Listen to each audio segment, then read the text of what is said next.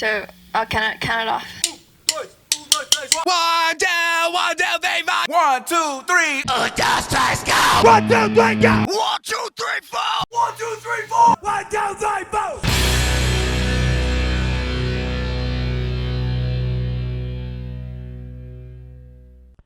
Howdy, folks. Welcome back to the rehearsal room. Nick here. Aaron's here. Today, we're going to explore the scariest two words in the American lexicon. Hemorrhoid cream. Oh, wait. Oh, wait, no. Wait, colonoscopy exam. No, not that one either. We're actually going to go into the idea of cancel culture. Yeah. We're going to try to explain our understanding of it. Mm-hmm. Maybe how some of the public understands it or sees it. Yeah. The many gray areas of The it. gray areas of it. As much as we possibly can. Does it exist? Does it, how does it exist? How does it exist? Yeah. How does it take shape and form? Yeah. And how people utilize it? Very much so. So I know usually you're our historian here. Hysterian. Well, actually, it was very interesting. I did find something that kind of went into the history of it. As far as essentially obviously the word cancel has been around for a long time. Yeah. But interestingly enough, a lot of cool shit here in America, brought to you by thank God, African Americans. One of the earliest known, especially in music, that I read was a song by Chic. Something about cancel her or whatever, and it was the idea of you're canceled. Hip hop then took that on, so it was this idea of you're canceled, I don't need you anymore, cancel.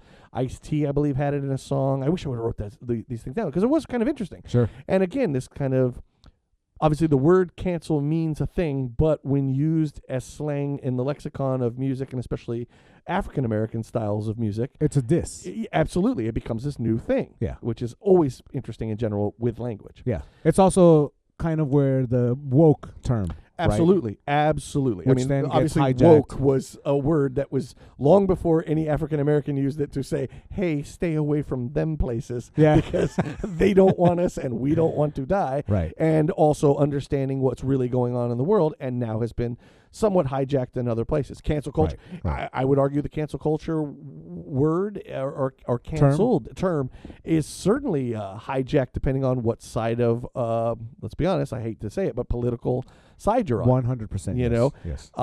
Some people see it as obviously if you're on the right, you see it much differently than you see it on the left, for the most part. Yeah. I mean, there's obviously always going to be some cross pollination, but depending on what it is. So interestingly enough that you brought that up, I'm glad you did, because like I said, I wish I would have wrote it down to get more of the specifics. But I think it's very interesting that kind of comes from essentially black music using it as a slang term in a different meaning, and then it takes on its own sort of thing with the.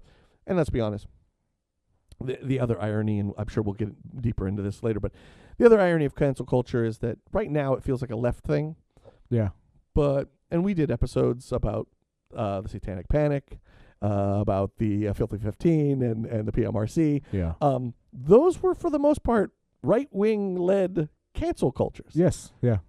So cancel culture has always been with us in one way or another. I will. The term may be more a recent thing now. But please. Yeah, so one thing that I looked up, Mm-hmm. and I put on my little researcher hat, which is basically a newsy hat, Listen here, guys. Yeah, hey, man.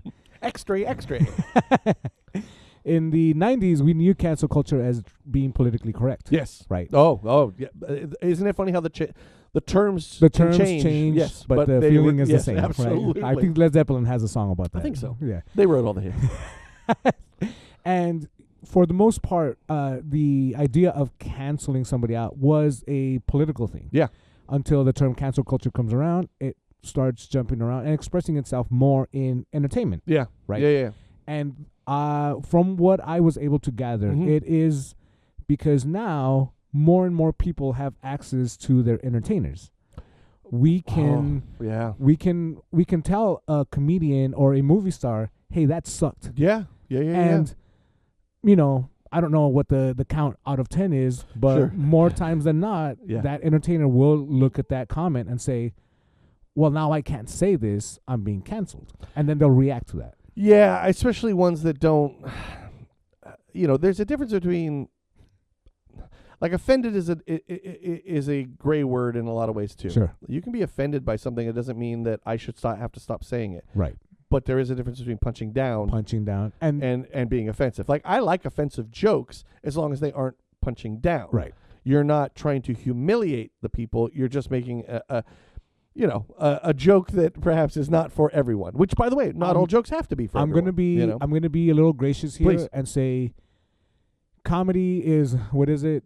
Tragedy plus timing. Yeah. Right? Or something. Yeah. Where if the joke grabs you at a point in time where something horrible happened, but if the joke hits you with that spontaneity and you happen to laugh, right, that doesn't mean you're a bad person. No, and that just means great point. Yes, that yes, you please. Heard that and it was funny and you laughed and you didn't sign off on the horrible tragedy that happened. Not at all. No, it's not I 100% support this tragedy. No, nothing like that. It's just, wow, I didn't know I could still laugh in the face of this bad thing, and let's go on to the next thing. Absolutely. Right? How many 9/11 jokes have been made? You know what I mean? I'm and that doesn't mean, you know what I mean? Very happy that you said this. You know, that doesn't mean that I that you support 9/11, or that I'm not saddened by it because I made a joke. Sure. You know, we're certainly old enough. You know, I remember when the Challenger blew up, and it felt like within days there were jokes about it. There were absolutely, and not because we didn't care, right? You know, and by the way, for many people, I'm certainly that way. It can be not only a coping but a defense mechanism. 100% comedy 100%. To make a joke about it is a way to kind of deflect. There is just recently. I don't know if you caught this. I will tell the short version of it. You know, for those who may not know, Conan O'Brien lost his mother and father within like 2 weeks of each other. Right. And there's this great story. If you ever find it, you should definitely check it out. The guy. Jason Bateman and him and another guy have a podcast. He's the one that played the magician guy on Arrested Development. Job. Yes. You it know, was BoJack Horseman. Yes. Whatever his name is. Yeah. So he said how he texted Conan immediately to say, "Hey, very sorry about your parents, man. You know, I'm here for you. I love you. I care about you." And he said, "Yeah." Conan literally replied with, "I appreciate it. That son of a bitch." God dang, I just said his name. The other one Will and Grace guy. No, the Job? Bateman. Oh, Jason he says, Bateman. "That son of a bitch I just said I was going to tell the short version, and now here we go. Anyway, he said, "Tell that son of a bitch Bateman, I can't believe he killed my father." And you know, and then it turns into this running joke. And Conan, like his people and the podcast are like, "Oh my God!" And he goes, "No, you have to understand. My dad would have fucking loved this joke." Yeah. You know, and it was his way of coping with it. You know, as a Irish Catholic, as I kind of understand that. You know what I mean? You know, so yes, I think comedy's this weird one where, you know, being offensive can still be funny, and you can. There's, you know, you can even laugh where you go, "Oh my God," or you cover your mouth like, "Oh my goodness," like I don't want to repeat that, but you can't stop yourself from laughing. You can't stop yourself from laughing. And again, the joke can also be. The joke is not actually about the thing, but the play on words. The play on words, the situation. Exactly. Exactly. So I think before we get too deep, a very famous old man by the name of George Carlin. Yes. And you might know this story, but he recorded a special on a very certain subject matter, and I think he was going to title it "I Like It When Groups of People Die" or something to that effect. Yeah. And this was recorded on September 9th and 10th. Yep. The next day, something else happened. Yeah, I can't remember. Yeah, we're supposed to, but I tend to forget. Yeah. But he had the wherewithal, the self-awareness to re-record it and not put it out. Yeah. Right. He also very famously said, "Words need to have context." Absolutely. So if you know that, you know, what a person who's talking to you seriously says something that might be off color or hits in a weird way, you can react to it for sure, but you need to understand where that person is coming from, what they're trying to say, by what they're saying, right? Context means everything. Context, I believe, is everything in all sense of the word, because a joke that may be something I can say amongst my friends is not a proper joke for a rap. Now, people would say, "Well, if you can't say it," no. What I mean to say is, my friends know who I am. Yeah. They know the context of what I'm saying and where it's coming from in my heart. Right. You know, one of the people that you could look at is like Don Rickles' comedy now may not. It won't work. It probably wouldn't work. Right. But the reason it did work wasn't just because it was funny. It's because everyone knew that's not who Don Rickles was. Exactly. They knew that was his comedy heart- associated with a certain That's it. region. And more importantly, he was full of love. Everybody that Yes, knew Don right. Rickles knew he loved people no matter who, no matter what. Right. He did not see color, did not see race, however you want to look Yeah. at that. It's just to say, the jokes were the jokes in the moment because he, and kind of in some ways saying things that, let's be honest, a lot of people think or are kind of saying anyway, but doing it in a humorous way. And by the way, everyone was included. There was no safe person in the room. But also, the context of the situation. Yes. Where it's, yes, you're right, everyone is included. Yes. And by But the you're way, not- if you sat at dinner with him, in a private dinner with him and his wife, he would probably not be doing any He of that. wouldn't be doing, right, you know? exactly, yeah. So now we get into the portion of this where Mhm. we try to define what cancel culture is. Yeah. This is a little bit more troublesome because it's not just one thing. It is a myriad of things. And especially depending on, again, which side of the aisle you are on to some degree, I think also determines what you believe, maybe what the consequences should be on one side and what the consequences are on the other that feel like they've gone too far. You know what I mean? You explain this, how you came to where you're at, and I'm gonna. I gotcha. Then I'll go after you. For myself, I think some people on, I will say, the left believe that cancel culture means you are whisked away to the cornfields and we never hear from you again. Mm-hmm. That's almost an impossibility in a lot of ways. Where the right thinks that if you in any way, you just don't like freedom. You don't like freedom of speech. Mm-hmm. You're soft and on. Like, no. There's a happy middle ground there that says, I think for me, where I now see cancel culture as I see it is more of maybe another way of saying awareness culture. Okay. Louis C.K. did a thing. Yeah. However you respond to that is how you respond to that. I think it's disgusting. I think it's wrong what he did in a lot of ways. The power dynamic of it all, and so on and so forth. It's really shitty. Yeah. But he is allowed to do comedy. And I don't think we can stop him from doing comedy in that way. People still want to pay to see him. People still want to listen to him. Those people are allowed to. You know what I mean? I do think it's one of those things to a lesser extent. And I know these aren't equal jobs. It's just to say, for all I know, my garbage man spent 5 years in prison for beating on his wife. Right. It doesn't stop him from getting a job. You know what I mean? He's still going to have a job. So to me, when I look at cancel culture, what I want is the awareness. Okay, now I get to make a better decision on whether or not I choose to buy a ticket to go see Louis C.K. Yeah. If I want to continue watching his television programs. Right. The right sees it as this like hindrance to free speech, or that you're trying to hurt this person's career in some way, shape, or form. And I think there is a little bit to say, I don't think this person, you could argue that being a comedian or being a celebrity is a privilege to some degree. It's not, you're not owed that. You know what I mean? But again, I do think that if these people have done these things, I think we're all owed kind of the knowledge of it, at least, so that you can make that better decision. Yeah. I don't think the reality is that cancel culture has worked in awareness 100%. Yeah. I think in that way, I think it's absolutely done its job. Now people are better informed about who they choose to do whatever they want with their money, with their actions, how they see that person, so on and so forth. That's, I think, been accomplished 100, and I love that. And we've seen it also take people like the Miramax guy, Cosby, and does destroy their careers, and they should. For what they've done, their careers should be destroyed. Right. That guy should be sitting in jail. You know what I mean? But for the right, they see it as this like attack on the freedom of speech. It's like, no, freedom of speech isn't without consequence. You know what I mean? Yeah. And again, they're also not technically canceled because you can go see Louis C.K. tomorrow. He has a podcast. Yeah, so here's know? where when I was looking into all this, the way I'm rationalizing the term cancel culture is society has a set of standards that we've followed from the beginning of time till now, right? I mean, and that's been the way, right? Like that's been the way it's for since mankind 100%. humanity has been a thing. We've moved together as a society following a set of standards. Yes. What those standards are, of course, changes. They very well could, yes. But, when something upsets the standard, whatever that is, society will react. Yes. Right? So now what we have is these two sets of standards, one where there are people whose idea of what those standards are keeps progressing forward, and one where the people want to kind of hold back and say, well, I liked it when we were here. Right? Like, I liked us thinking this way and being able to get away with all this now.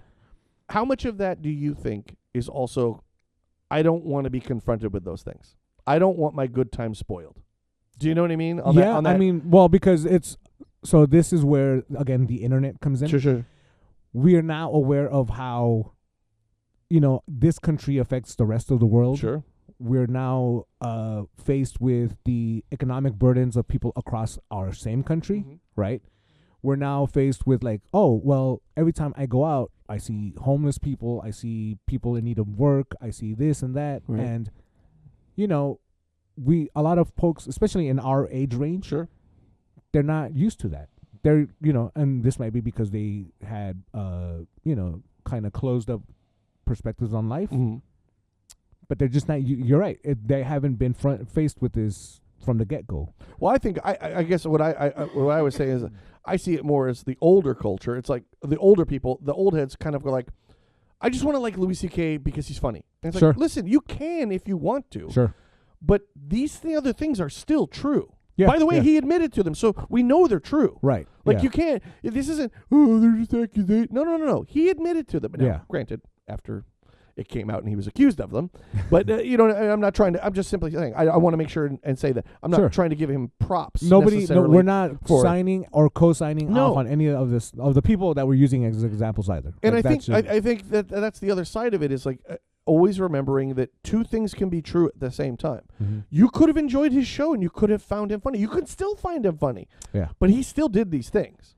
And you need to decide for yourself how you feel about that and not tell others that we're not allowed to bring those things up. Right. And not tell others that, okay, that was in the past. It doesn't matter that it was in the past. These affected people. These affected people in a negative way and will continue to. Yeah. And by the way, the females that he did it to, certainly the ones that were offended by it, because I know we go into Sarah Silverman wasn't, and that's fine. That's okay for Sarah Silverman. But the other females that were affected, they were kind of affected career-wise. Yeah. They were affected now. Every time their name comes up, this is what we talk about. Emotionally, mentally. Absolutely. Yeah, there is a weight that has. Oh, for sure. That but by the way, gets to stick with them forever while you tell us to forget about it because Louis C.K. made you laugh one time. Exactly. And I don't think that's fair. If you want to forget about it, you go right ahead. But I'm sorry. And again, it goes to something we talked about in separating the artist from the artist, what we talked about with Danzig. Yep. I'm sorry, but this is going to be part of Louis C.K.'s legacy. Right. Whether you like it or not, it just will be because it is. It is. It's his life. It doesn't matter. I don't care if he cures cancer tomorrow. He's also the guy who did that did these things. Yeah, exactly. It just is that. And I think that's where the left, for me, I'm all with. We should all, if this is true, and it clearly was, we should all know this. Yeah. I'm sorry, dude. You don't get to hide this forever because you're a celebrity? So while your neighbor has to register as a sex offender, he gets to hide it because he makes lots of people laugh and makes millions of dollars. No, right. Fuck that. Yeah. So going back to, please, I'm sorry. Yes. No, you're good. Historically, yes, and you're correct. It has been politicized, and a lot of people on the right say that it's the left, and then people on the left say it's the right. But historically, if we look at this, it has been the conservative / right wing. Yes. Going back, like I said, in the 90s, it was political correctness. In the 50s, it was the everyone's got the McCarthyism, right? Even before all that, there was a young lad by the name of William Randolph Hearst, who used his printing presses to attack any political opponents. Absolutely. So started a war, exactly. So this whole country, when the concept of using your power against something you didn't agree with, and in effect, maybe canceling or stopping them from making money or what have you, which this comes into play, making money. Yeah. It's brand versus idea. Yeah. Right. It has been mostly on the right. It's been mostly on the conservative side, right? The leftist approach, I think, and maybe this is me being, again, a little bit more gracious. Sure. Because there are groups of people who ultimately want to punish. Oh, right. And some things need to be punished if we can. The But- Miramax guy, Cosby, should be punished. But here's what I'm getting to. Yeah. There are people who will, especially now, again, with the ease Mhm. of internet, Mm-hmm. there are people who will go back and say, we saw that you did a bad thing Mm-hmm. and you deserve everything taken away, Yeah. which I'm not going to say that's good or bad. Yeah, yeah, It yeah. just is right now. Unfortunately, and maybe that's my answer there, Yeah. it is, right? But there are, I think, a majority of people who want, and this is the magic word, Please. accountability. No doubt about it. Right. I do wonder, we've touched on this in other ones too. Yeah. Not only accountability, but and again, I'm going by the loudest voices, which is usually the worst way to look at anything. Sure. But I think the thing that I find that is missing sometimes, and I know we talked about this and other things, is we would also like to see the redemption. To some degree. I mean, this. I want to see you know what? I fucked up. Yeah. I apologize. So to some degree, yes, it came out after people had accused him of it. But there is something to say, very small, about Louis C.K. coming out and saying, yes, I did these things. This was shitty. This was horrible. Yeah. You know, I could have used more.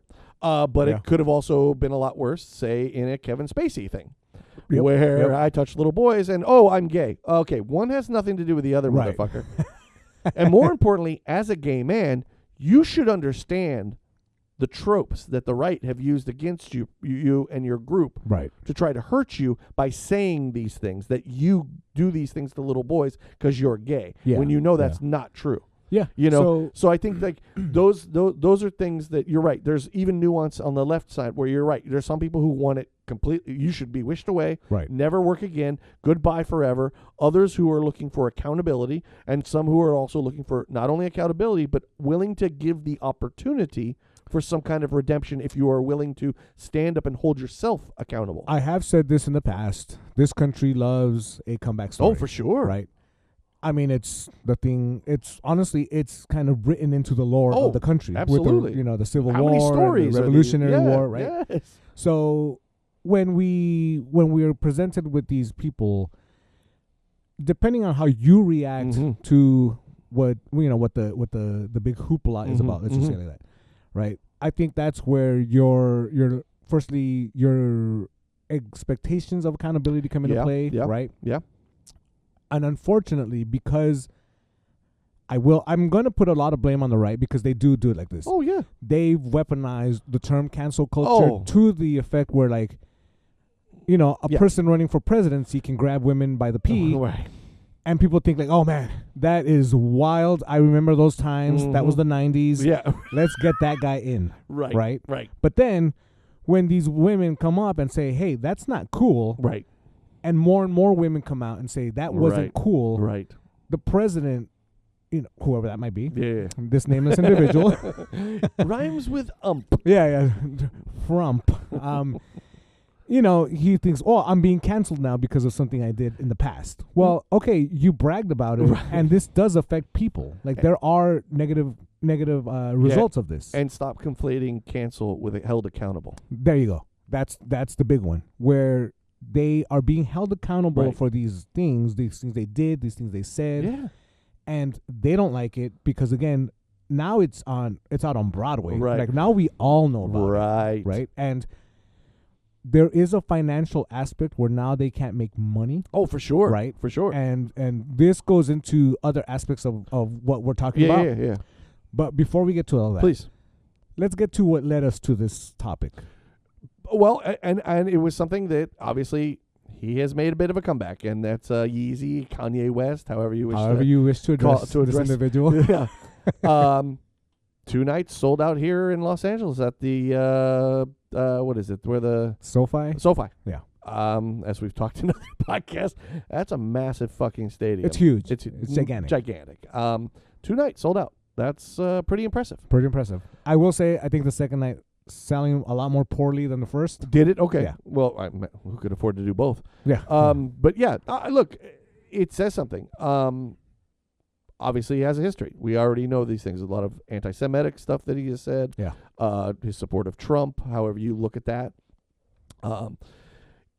With him, I definitely know that there is lots of talk of mental capacity, Sure. with accidents and so forth. And I get- Depression, lack of absolutely. medicine. And I do think those things play into it, though I don't know how many people are depressed and suddenly aren't and go, oh, I'm not a racist anymore. Right. You know what I mean? It's like, my depression led to cutting and racism. Right. You right. know, I joined the Nazis because I was depressed. Like, it doesn't, sorry. You know what I mean? Yeah. You know, I would also, God knows what his life may be like when he's surrounded by yes men, as opposed to somebody who finally says, hey, how about you shut the fuck up? Right. You know? Right. But it clearly showed that people didn't give a shit. Yeah. They were so excited for his return album and for him. And I will say, I am not never been a huge fan of his in general. He's got songs that I very much like. His production, I think, is fantastic. I think he is super talented, no doubt about it. You know what I mean? But you know, these are, for me, these are no-goes. Like I'm sorry, man. You know, and especially if a lot of this does come down to some mental problems, I want him to get help. You know what I mean? Yeah, I do think everything you just mentioned shouldn't need to be said. You know, especially because I know people will hear a person such as you or I say, well, we don't like what, you know, Yeezy, whatever, you know, yay, whatever. You know, we don't like what he's doing. Right. Oh, you must not be a fan. Okay, well, I don't need to be a fan because what he's doing is horrible. Hey, guess what? I wasn't a fan of Hitler either. yeah. You know what I mean? Yeah. But because please. people jump to conclusions. Yes. There is something that, and I forgot to mention this. Please. There is, and maybe this doesn't apply to Kanye West. Yeah. But there is an abstraction Mm-hmm. and then an essential aspect of this. Okay. Where, just for example, John G. Smith. Huge fan. Huge fan, right? Yeah, me too. I have all the albums. The demo's better. His uncle John Jacob Heimerschmidt was a little bit better, but yes, go ahead. John J. Smith maybe liked going, you know, pursuing a certain type of partners in the past, right? And then that story, the abstract of that story becomes, well, John J. Smith is a sexual predator, right? So the abstract is made, and then the essentially aspect of that is, well, John J. Smith is a rapist, right? And then people jump on stuff like this, right? And then whether you're on the left or the right, I don't know where this actual attack comes from, but then that's the ultimate story people believe, is that whoever John J. Smith is or was a rapist, right? You know, but it could have all started with he only liked pursuing people of, you know, maybe this nationality, you know, this hair color, whatever the case might be, right? So there's a lot of that happens as well. Oh, I mean, look, and the internet is full of misinformation. Yeah, well, that's the honestly the easiest way of saying it. Yeah. But because we look at somebody like Gina Carano also, who when she's on The Mandalorian, right, and she's, you know, maybe trying to get her acting chops back up, says some pretty shitty stuff, right? Like this is beyond crummy. This is just shitty, you know. Unnecessarily too. Unnecessarily. She's got the Disney bag like in her hands. Well, and it just real quickly, I do love the part that she, I guess, was not smart enough to see. Like I don't want you to hold your mouth if this is what you believe, just because you're afraid you're going to lose the Disney money. Right. You know what I mean? Like, okay, good. Again, one of the beauties of free speech. You know what I mean? Sure. Good. The idiots will tell on themselves. Right, Thank you. That their ass will take itself out. Yeah, absolutely. But then, anyway, please. But then she goes and complains like, I'm being censored. I'm being canceled. Right. I can't say what I want to say. Right. Okay, well, let's look at what you're saying. Right. Yeah, that's shitty. And of course, Disney's not going to want to be associated with it. And not that I'm protecting Disney. No. Right? And there you go, though. But remember, it's what you just said is the most important part.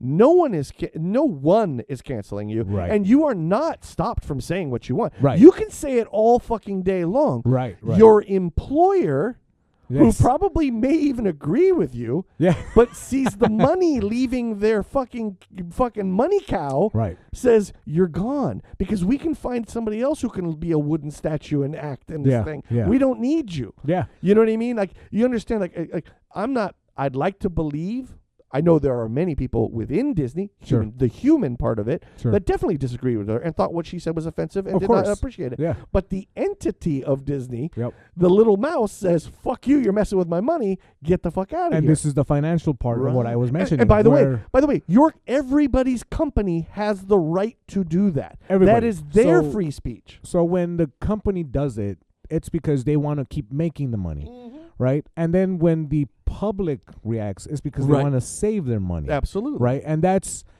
I think, a very good way of starting to hold people accountable, Oh. especially because it's the money that you work for, Yes. right? In this society, especially, your money can talk. Yeah, exactly, right. That's the point I was making. 100. And with Kanye West, Yes. we see people having a really difficult time processing everything he said Yeah. and did Yeah. and wore for, and Yeah. sold, Oh, right. right? Let's not forget. Holy moly! I mean, there's a lot. There's a I lot. looked and I was just like, well, it was like he said a few things, right? And it was like, holy Jesus, it's a dude! lot. It's bad. It's you pretty know, bad. yeah. And He sold a swastika shirt. Yeah, Jesus, exactly. And I will make a Please. comparison after this. Mhm.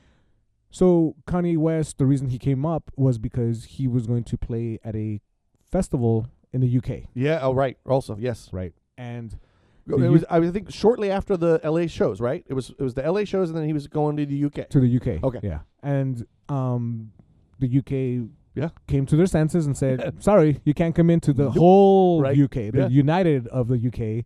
You can't come in. Yeah. And, people were outraged. Yeah. And people said, oh, I'm being canceled. Well, you're not. You're just not. They don't like Nazis. Yeah. Well, Right. and more importantly, they're a country. They made their fucking decision. They made their decision. Yeah. You can't be canceled when you just did 2 sold-out nights at SoFi. Right. That's not canceled. Right. Yeah. Like maybe we need to look at the word cancel here. Yeah. You may have there's some roadblocks. Sure. No, number one's called the UK. The UK. But I think number 2, I think France is about to do the same thing, France. right? Yep. So okay, but meanwhile you got 50 fucking states that apparently will take you no problem. 50 states that will take you. Additionally, this country, the U.S., because I've also, a lot of the stuff that I read kind of points at American exceptionalism and the belief of, Yes. where whatever happens here is good. Yeah. We can do no harm in this Yeah, country. no. And that's proven wrong Yeah, oh. on many, if not every occasion. Well, yeah, it's called a history book. History, yeah, exactly. So, people in this country are willing to just forego all the bad stuff you want because you're entertaining them. And Right. and we touched on a little bit on this when it comes to a lot of subjects where we cannot pretend. We touched on a little bit of this gatekeeping too. This isn't reading stereo instructions. This is art. It affects us in a very personal way. Mm-hmm. And our connection to these things sometimes what's the parasocial, Parasocial, yeah. which is a bad thing, you Yeah. know. Yes, yeah. Okay. I just want to make sure I'm not really good with words, but I just don't want to tell people my wife and I have a parasocial relationship. There's 2 of us, so that's a pair, right? But it is to say, like, this parasocial relationship sometimes we have with the artists that we love. Yeah. So to disconnect ourselves feels like, so what if I say I hate Kanye for these things that he did, or I cancel him out of my life? Yeah. Can I never listen to his music again? Well, that's a decision for you to make. For you, yeah. I definitely think that's an option. Yeah. And I definitely think that it might be a good, if nothing else, the better option I think might be I as well. you'd no yeah. longer support him Yeah. until he apologizes or comes to his senses maybe. But you don't show up to SoFi. I Right. don't think you do that. Right. I think you send that message. Yeah, you know? you don't go up to SoFi and then say, but I don't like what he said. Yeah, Because financially you're telling them you're still telling everyone else. Yes. This is cool with me. So Yes. cool that I'm willing to pay over $500 Or at for least shitty put it aside. For Yeah. 2 hours, I'm going to pretend I know nothing about the I don't Nazi know- shirt, yeah. the all black KKK uniform, Right, all right. the things that he did. I'm going to pretend for, and it is weird to like certain. I hesitate bringing it up only because I don't know the full story. But you've touched on this a little bit. Yeah. Chappelle, who has also been kind of back and forth with his cancel. Yeah. He is now, I am seeing, and I wish I would, like I said, I hesitate bringing it up because I should have read, because I want to be just I don't want to speak out of my ass, Okay. which explains my breath. But, it's just to say, he is now lamenting the idea that the right weaponized his jokes when it comes to transgender people that he has said some controversial things. Yeah. And it is interesting to see, and mainly I am seeing this just for my own edification, from African Americans, which I think is proper. I don't think the honkies need to always weigh in on everything. It is to say, though, interesting to see African Americans pushing back and saying, "Fuck you, Dave. You're not mad that they weaponized it. They were already weaponized. Yeah. What you're mad at is you've said statements that have alienated certain fans, and now you're stuck with fans that, quite frankly, you never wanted in the first fucking place." This is the same complaint he had while making the Chappelle Show. Right. That the people who were laughing the hardest were the white people and not the crowd. And he didn't know how to deal with that and understand that, yes, there were some not getting the joke, but there were others who definitely... Because remember, his writing partner in this is a white guy. A white guy, yeah. So it's not that, it's just he was having a tough time. There were many other things going on, too. But yes, great point. Ultimately, that's what he said. Oh, that's yeah, what he put out in public, I understand. No, you're 100% correct. Yeah. I'm just saying, like, it was also Neil had left very early on because people were interfering in the show. But I'm just saying, you're right. One of his major concerns was there's it's not famous, it's kind of infamous now, the skit where it's kind of the right shoulder, left shoulder, and it was kind of a blackface person like going, "Gee, golly, golly," and doing all the dance on the person's shoulder. And he saw people that he thought probably shouldn't be laughing at those things. And you're right. And now we're seeing it again. But it's like, but Dave, you did say these things. You did, yeah. And listen, if you believe those things, you're entitled to believe those things. I'm not here to change your mind. Right. But something that we've talked about before too. And again, I know look, that's just where our politics lean. I know it sounds like we're picking on Republicans, but I'm sorry, we're picking on Republicans. Yeah, I mean, come on. Like, come on, it's low hanging fruit, and when it comes to this sort of thing, especially when they have, as you said, weaponized the word cancel culture in a way that is not what it actually is. Right. But we've always said, I'm not saying you're a racist if you're a Republican. All I'm saying is if you show up to a Trump rally and you look to your left and the guy's Zeke Highland and you look to your right and the guy's in a fucking white uniform, you might want to go home and start rethinking about what it is you believe. Yeah, it's the whole, I sat down at a table with 9 Nazis and now there's 10 Nazis. Right. I mean, so to Chappelle, I would say, listen, again, you are entitled to your opinion. Sure. If you believe these things about trans people, and I'll be honest, I don't know all the things that he has said, so I have no opinion one way or the other. It's just to say, if you believe those things and you see it attracting people to you that you would not normally sit at a table with, nor would you want to be around, maybe you need to rethink what you're saying. You need to reassess. You need to reassess. Don't blame them that you attracted them. If you're putting the bait in the ocean and you keep getting the shitty fish, you might want to change your bait. Right. Exactly. Yeah, because you're the one that brought up all these right-wing conservative pundits to your shows, paraded them around. God, yeah, we can do that's another one, yes. And again, it's just to simply say, like, it is weird to watch him want to twist this thing. Yeah. And there's no, Dave, you said the things. Yeah. This is who it attracted. Right. If this is offensive to you and you're bothered by it, by the way, I truly believe he is, because he looks at those people and go, I have nothing in common with those people. In fact, those people probably don't really like me. They just like the thing I said. I'll see it. They don't want to see me achieve anything. They don't want to see the people that I represent. Therein, he does not see that now he's going to get tokenized as much as he uses his one, he may or may not have a trans friend that was okay with his joke. Right. But what he's doing there with that person, he is now the token of this movement. And we see this over and over again on that other side. It's like, I can't be a racist. Look, I like this person. Right. Exactly. Yeah. And again, this is not to get off on a racist thing. It's just to say, this is where this cancel culture starts getting really weird and the gray areas of it, Yeah. And again, I like I said, I'm not trying to pick on the right, but you can't help it. But there is stuff on the left too that really is surprising. Another reason happened after when I essentially, we'll bring you people behind the curtain of how we do the rehearsal room. We had another topic actually scheduled, but the Kanye West thing came up. I mentioned it to Nick, and he was like, "Dude, fucking great, yes." Yeah. I was actually hoping you'd say something about this because I think this is juicy. Yeah. We could really talk about this. Yeah. And in the meantime, before we came and recorded, I believe it's just this week, African Bambaataa died. Right. Yeah. For those who do not know, African Bambaataa was a major player in the early days of hip hop. Yeah. Some would say he created hip hop. Now that's not, no one person ever does. Neither here nor there. Yeah, but it is to say, Massive. He was one of the guys. He was one of the heads of the biggest gangs in the bad parts of New York City. Gathered the guys together and kind of said, "How about no more violence? How about we start getting into hip hop?" He took a trip to Africa, and it really changed his perspective on African Americans, black people, and what we could do to empower, what they could do to empower themselves and make things better for themselves. And all those things are wonderful. All those things are great. Yeah. 10 or 15 years ago, I believe it was, came out. A man accused him of molesting him. Yeah. In some ways, sexually assaulting him in some ways. So for sure. One person, I should have wrote his name down, and I'm sorry that I didn't. But 4 others who went unnamed came out and said he did the same thing. Right. That he essentially used his ability to mentor to entangle these young men into stuff that they did not want to do. Right. Using his power, using his leadership, the power dynamic to abuse these boys. Yeah. So with his passing, I am seeing a lot of, and again, as anybody who listens to this knows, I'm a fan of hip hop in many ways. So a lot of these things were appearing on Facebooks and stuff like that. And I see a lot of African Americans struggling with the idea of how do we see Africa Bambaataa. Yeah. The one that I see the most, and I 100% agree with, is you see him both ways. Yes, his contributions to hip hop are immense. There's no doubt about it, and we should look at those things and say, "Thank you, Africa Bambaataa." But you also did these things. Right.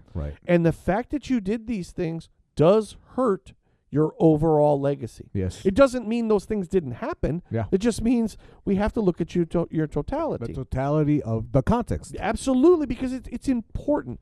And the saddest part about it for me, I had not known this. This was an interview in 2016, so I would imagine when these kind of accusations came out. Yeah.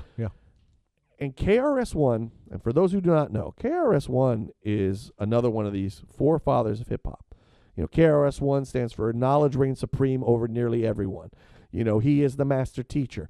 This is a man who has dedicated his life to hip-hop in a way to bring up African Americans, especially the youth, to empower, to use hip-hop as a rebellion against the establishment that has held African Americans down. Yep.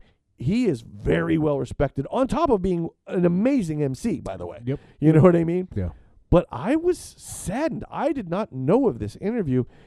I mean, in this interview, he essentially implies conspiracy, that it's the CIA, that he's not big on gossip, and he would need evidence. If you show him the evidence, then fine, I'll take action. Well, as the kid points out, the guy who came out sued in civil court and won. Right.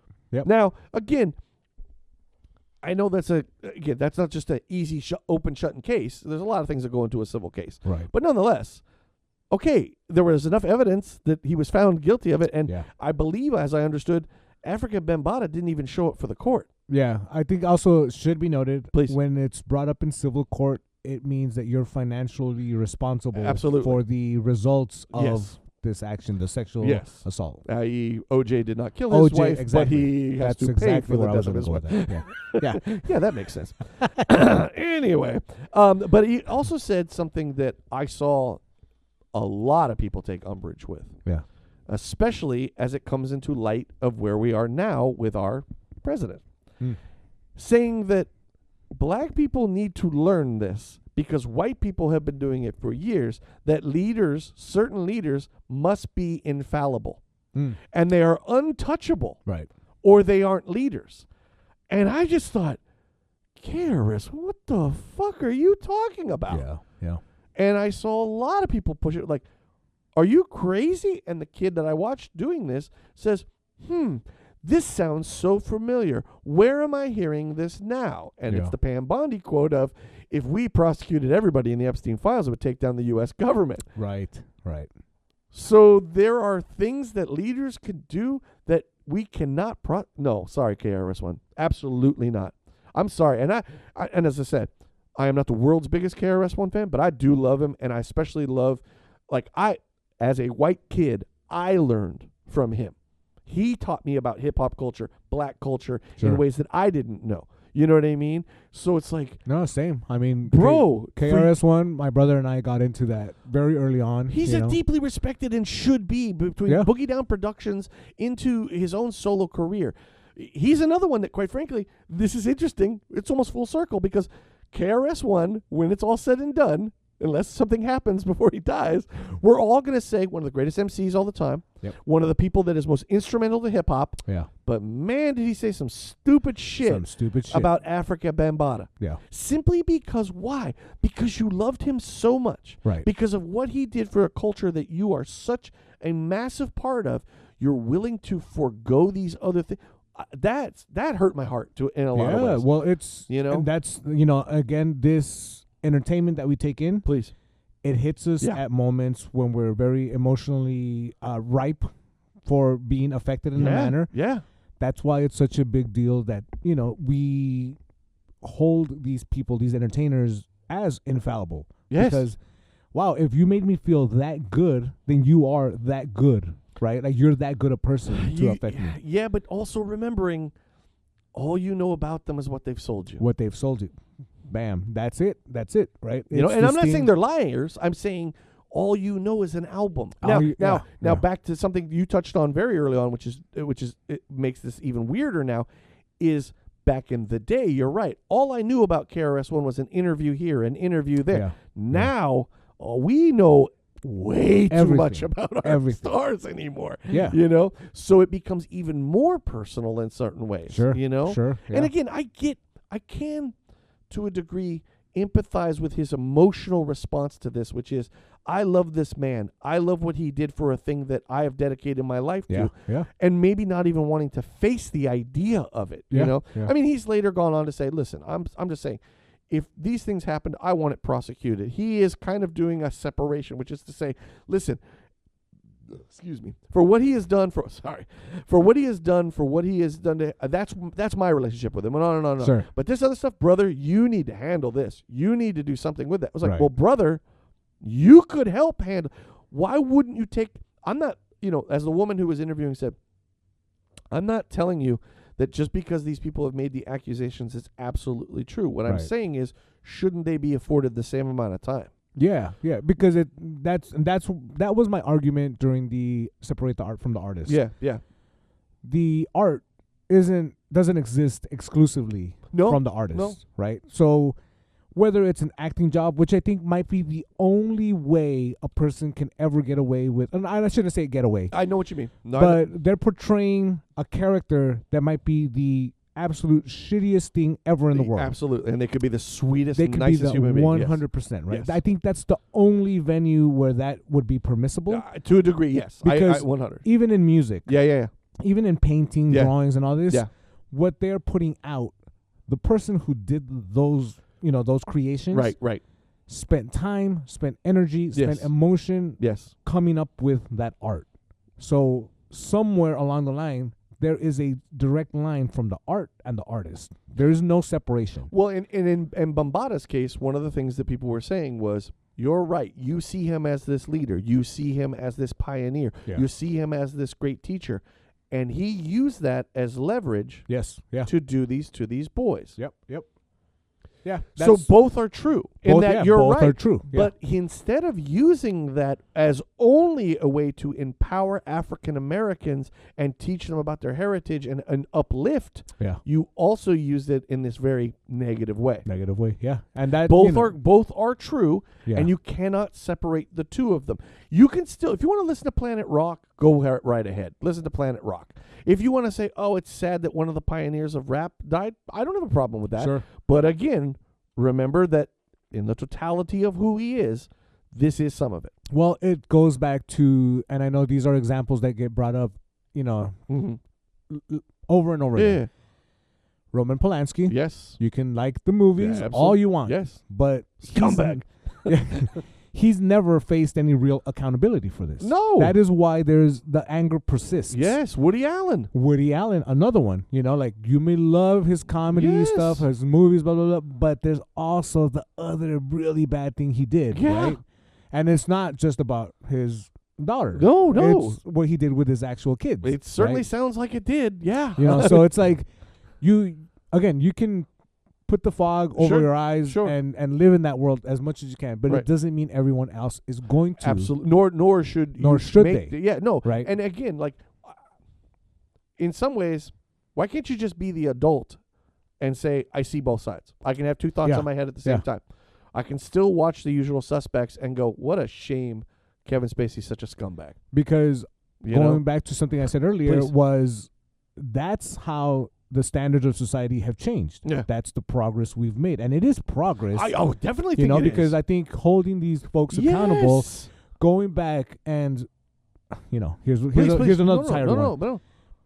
We know what Ted Nugent did in the past. He bragged about it. Yeah, bragged. Right? Literally bragged about it. Well, and not only bragged, he married it. he married. Exactly. So if, you know, one. Or her, I should say. I'm sorry. Well, I don't. yeah, I sorry, just, yeah. just to say the thing that he did. The thing, yeah. Yes. Yeah.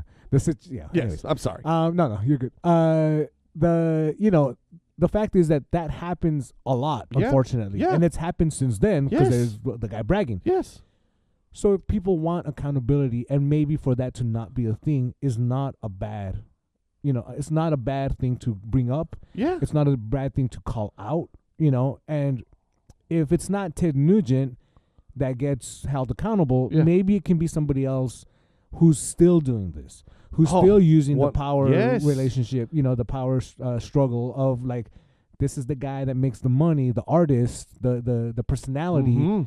and the person who's not, Right. right? Like you can still say, this isn't cool. No. We shouldn't ever let this be a thing. We shouldn't let this Right. be bragged about. And by the way, even if you can't do anything to Ted Nugent now, maybe it opens the door to be able to do things to others who tried to do To this another future way. Nugents. Yeah. If you, horrible band, by the way. Yes, but yeah, to future Nugents. You're absolutely right. Like if nothing else, and obviously it probably doesn't work this way, the psychology of it all, but Sure. what you hope is maybe, let's be honest, especially when it comes to a lot of these things, the guy will think twice before he does it because he watches what happened to Nugent's career Right. to some degree. Yeah. You know what I mean? And goes, okay, it's not worth that. You know what I mean? Right, So I don't right. want to do it anymore. Or I'm not going to do it at all. Yes. Look, accountability has never been a bad thing ever. No. Ever.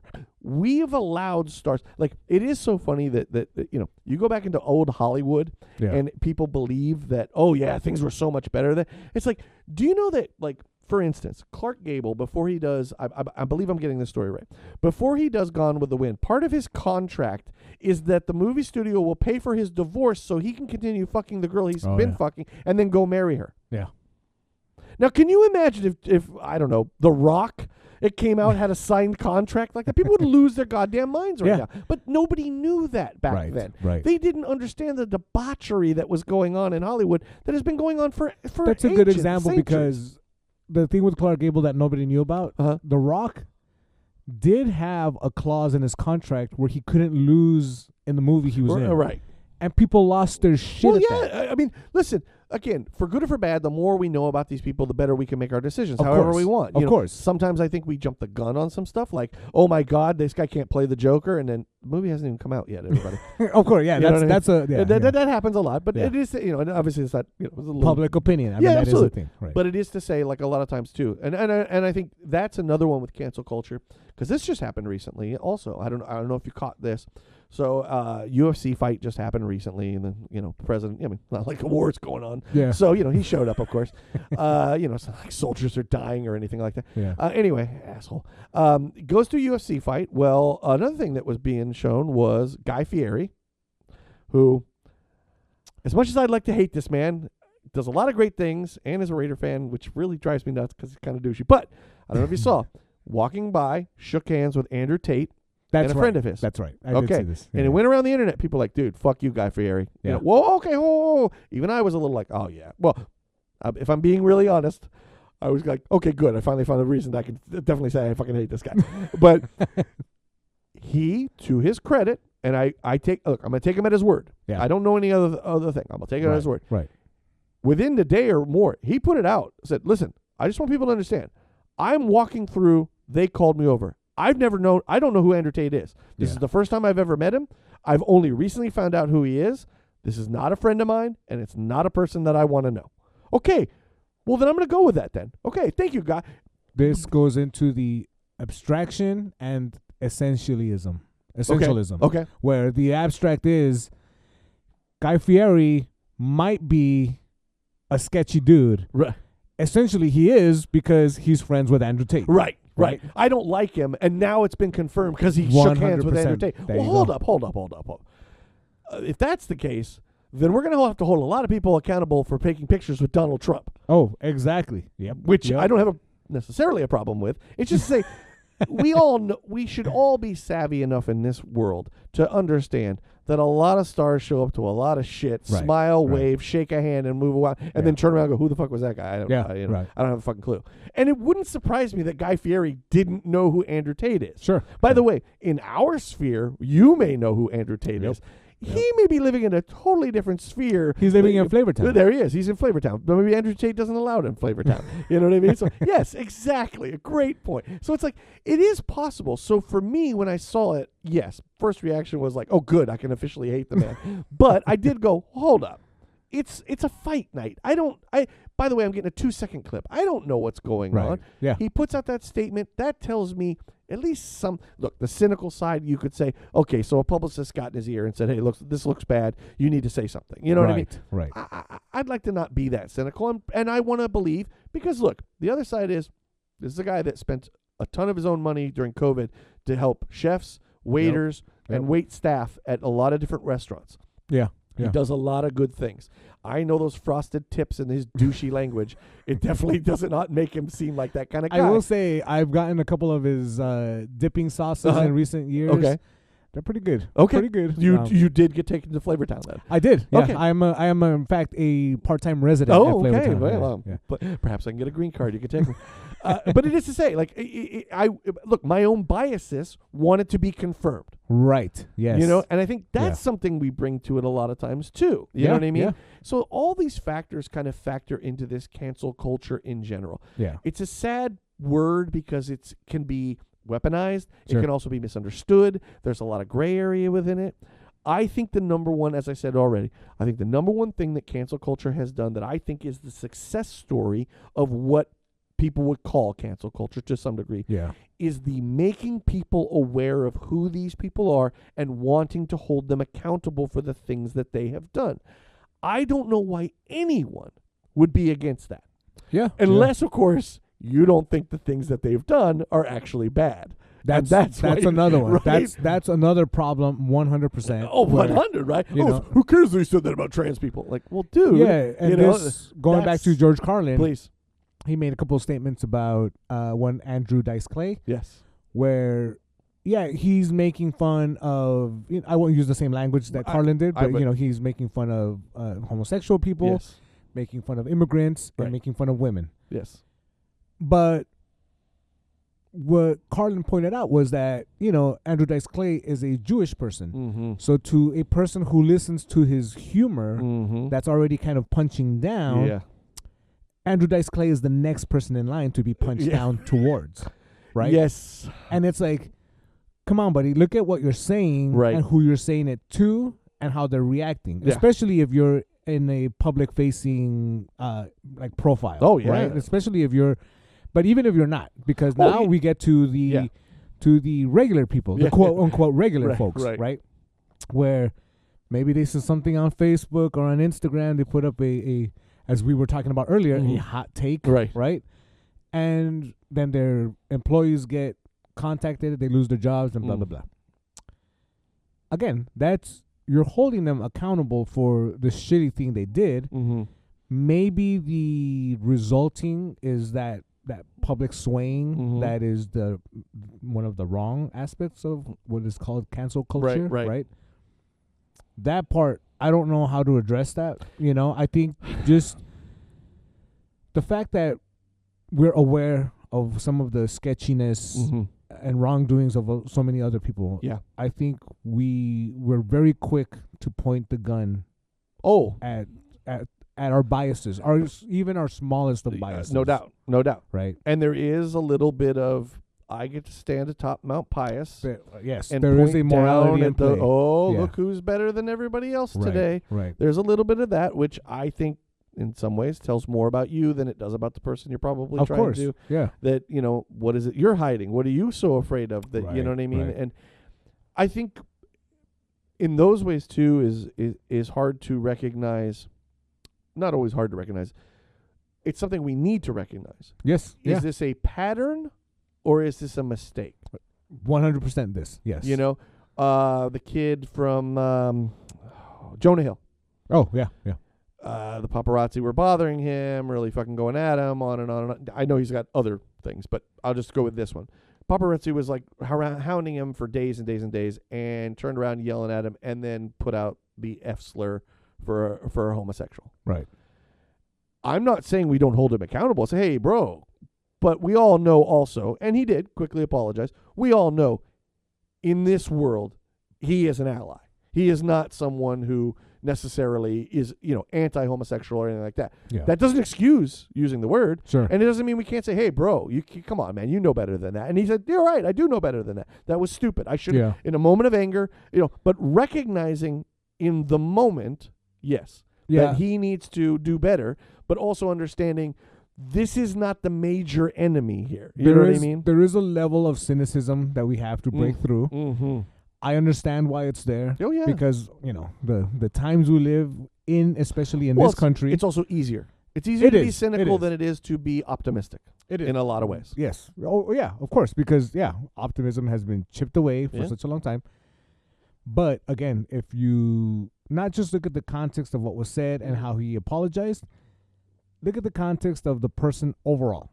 Yes. Right? Like, were they horrible people? I mean, in this case, Jonah Hill might be a horrible person. And now still. we know some other stuff, yes. Yeah. But no doubt, not the best example, just to say. But, go back, Yes. and if the person wasn't ultimately a terrible person, Right. and this was a, Is maybe this systemic? once, Do we see this over time? there you go. Or was There it you go. this one-time kind of thing Yeah. that you just go, whoa, bro, you know what I mean? And it's like, That's where we leave the path to, as you mentioned, redemption. I hope right? so. Like, that's the comeback story where, like, okay, you messed up. Okay, now, and if it's it's always been my opinion anyway, where if you mess up publicly, then the comeback has to be just as public. 100. I think that, why wouldn't you? Right? Like, even if it's from the cynical side of wanting to make sure you don't lose your career. Sure. Why wouldn't you want to come out and, like, baseball-wise? Yeah. You got Rafael Palmeiro waving his finger at Congress. How dare you? You don't tell me. Blah blah blah blah. It turns out he's a liar. He was doing steroids. drugs, yeah. You know what I mean? And now we never hear from him again. Right. You get Andy Pettit. Yes, Yeah. you could again. You can be cynical and say, well, yeah, when he got caught. Either way, Andy Pettit holds a press conference. I fucked up. I let down my fans. I let down my family. Yeah. I let down my team, and I'm sorry for that.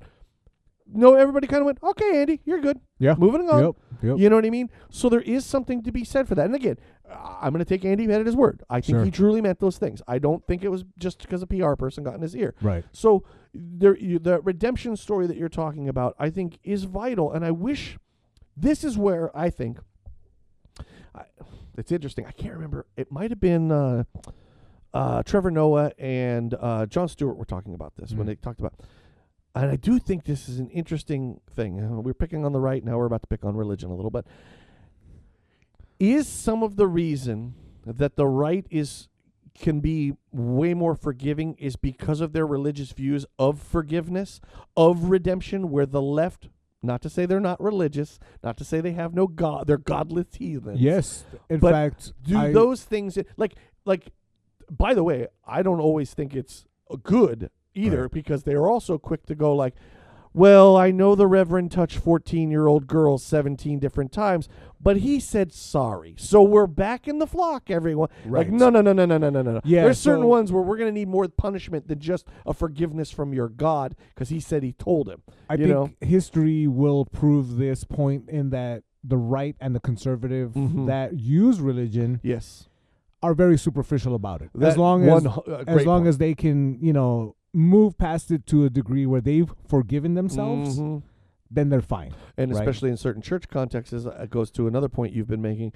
especially if it starts to interfere with their money. Bam. Right? So forgiveness, keep pushing that plate around. Yeah. So I will bring up a thing that I think we're going to talk about in a future episode. There is a band out there called Neurosis. Yes. Where unfortunately one of the members turned out to be a very horrible person. Yes. What they did was done privately. Yeah. Right. They spoke about it publicly, but it was all done on, I'm not going to say the down low, but it was done within the context of their home life. Right. in something like this, I don't expect whatever their redemption is going to be done publicly. But I can't be forgiving them just because I want them to be a good person and then come back to what I loved. I'm not going to forgive them. Great point. No. Right? I don't want them. I don't want their redemption having anything to do with neurosis and him picking up a guitar again. Exactly. His redemption should all be solely about either changing his ways. Yep. Hopefully finding maybe some forgiveness from those he hurt. From the people he hurt primarily. Everything else is second. It's Everything. not even secondary. It's fourth-indary and tenth-indary. It's You know what I mean? 100th-indary. Yeah, absolutely. Like it's not about getting him. Like ultimately, I do want because I want harmony amongst humans. Sure. I want him to get the help, but I ain't got shit to do with neurosis. I don't need him to come back and pick up a guitar. Yeah. That's a excellent point. I love that because you're right.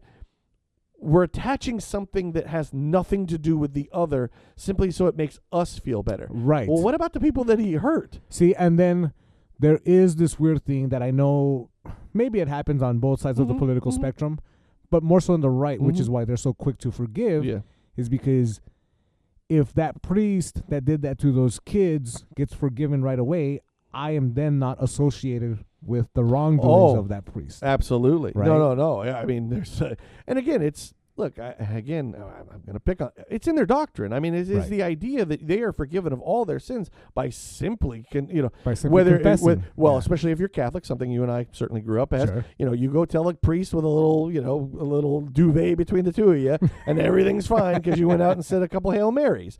You know what I mean? No matter what it is you did. Right. I mean, the reality is like for all intents and purposes and we know this at least in his mind and certainly and by the way Dobson's mind. Yeah. What's his name? Oh God, now I'm blanking on his the guy from Florida that killed all the college girls. Oh, how are we doing this? Anyway, at the 11th hour, I accepted Jesus Christ as my personal savior. I've been forgiven of everything. Well, by their standards, I guess he gets to be in heaven. Right. Because they get to go like, oh, well, that's all it takes. So even on lesser charges in their mind, you know what I mean? Yeah. There was a video going around where like this priest is like making this big thing, and the people around him like he has a guy asked for forgiveness. He was with those girls, and and there's a lady yelling from the back. She wasn't 16, she was 14. Right. Yes. Stop saying that. Yeah. And by the way, both are underage. I'm pretty sure every state, but more importantly, neither one of them were adults. And the fact that you think by going, but she was 16 somehow makes it better. Right. Yeah. And good for that woman to stand in the back and say, not only am I not giving you forgiveness, you're not even telling the fucking truth. The truth. Yeah. And it's all to just keep the machine running. You know what I mean? Yep. So it is this thing. It's like, you're right. I love that. Like, I do wish we saw more of that on the left of more. I think people do ultimately want the redemption, but without accountability, there cannot be redemption. Yeah. If you're not going to be held accountable, and again, that's the other part I think with the left maybe is we need to be a little more, what's the word I want to use, realistic about what accountability is going to be. Yeah, I can. Louis C.K. is going to be able to play comedy clubs. He can put on his own comedy show. He can rent a facility. Yeah. He can do it. Now, that facility could also say, I'm sorry, Louis, you're not playing here. Sure, yes. And I have no problem with it. No problem they whatsoever. have every right to do it. This is the beauty of freedom of speech. And again, it's also, let's face it, the freedom of the, not to get too economically political, but the capitalist society that we live in. And again, right? that is speech. Unfortunately, we've also determined apparently money is speech. Right. So all of ultimately it boils down to free speech. They are exercising their free speech, like we said with Disney and Gina Carano. Yeah. Disney, for whatever reasons, the cynical side would say you're messing with their money. Right. The good side would say they didn't appreciate your comments. Yep. You know what I mean? Yep. Either way, they have the right to say, no different than my work. If I was stood in the middle of my work and started yelling the F word, they have every right to fire me. Yeah. I could go, well, I have free speech. You know what I mean? Like yes. And you can go use it outside of our facility now. Right. You know what I mean? And I know it gets said a lot. And please. In fact, it gets said by a lot of leftist groups. Yes. You have the freedom of speech, but there's also a freedom of consequences. Absolutely. Right? You cannot yell fire in a fucking crowded theater. Right. Yeah. That has nothing to do with freedom of speech. And by the way, the other thing to always remember, freedom of speech only protects you from the government. Government, yeah. That's what it's there for. It's the Constitution to protect you from the because government. We are very quickly reminded when we do or say something at our place of employment that there are rules and regulations. You can't pull out the Constitution and they go, oh, well, damn, shit. I didn't think about in that case, you're good to go. Exactly. And by the way, and again, we've been picking on, so let's continue. There's no group that would like to see more of our freedom of speech taken away using the Constitution than the right. Yeah, 100% right. And you see this over and over again. And another great example, and this is very recent. You've seen this twice now when it comes to the left. Yeah. Cesar Chavez. Oh, yeah. And Eric Stilwell. Yep. Immediately, right? I mean, my whole, and again, obviously, as a white kid, you get told what Cesar Chavez is. I don't know beyond. He stood up for the rights of the farm workers, and you go, oh, well, that's a fucking great guy, right? Yeah. That's what a heroic human being. Now I've learned other things. Some of the certain words that he used, and you go, holy crap! That one's kind of a weird one because in the 90s when I became aware of who he was. Okay. I also learned at the same time that he had been very cruel towards immigrants. Yes, this is something this is a recent learn for me. Yeah, please. Yeah, so like back then, I already had a disdain for him. I gotcha. And when I grew up in East LA, and one of the major through streets in East LA is named after him, including where I live. Yeah. So I always held a weird resentment towards him. And this actually kind of plays into what we were saying about certain leftist groups who kind of crowd onto seeing people get punished. This is my version of this. When it was recently revealed that he had not just sexually assaulted, but, raped, let's be honest, Dolores Huerta, who was one of the other founders of the UFW movement, and children were born because of this. Yeah. And she held this secret for 50 years. Right. you Why? Because of a society that would not allow her to hold a man accountable for the things that he did. Right. That's so sad. But it is a sad, tragic story. It is. But what I did like seeing was that, okay, well, if that's what happened, we can't hold him in reverence like that. Yeah, within 3 weeks, it's like, change the name of the street. Change the name of the street. Here we go. We already got it. And you just go, well, so I guess with that example, and even this one with Eric Stilwell, I think I'm saying his name right? Swalwell. Yeah. What I think I love is the right has continued to assume what the left wants to do with cancel culture. Yes. And the left has had now 2 opportunities where they've been able to use cancel culture, and it's not done anything close to what they thought it was going to do. Right. Yeah. It righted history on Cesar Chavez, and it told a guy, you are not worthy to run for California. You're not the governor. guy for us. Sorry. You can't represent us. You cannot, especially in these day and times. Yeah. If we're going to take any moral high ground, Yeah. you can't have that in your past, pal. Or in your future, or in your present, by the way. Exactly. But it is to say, if that's coming out, then, by the way, you're eliminated. You're done. So not only did the left do it in the right way, they also walked the walk and talked the talk. They cleaned their house. Absolutely, right? Yeah. Like, again, we're not perfect. God knows there's still probably plenty of others we need to be cleaning house with.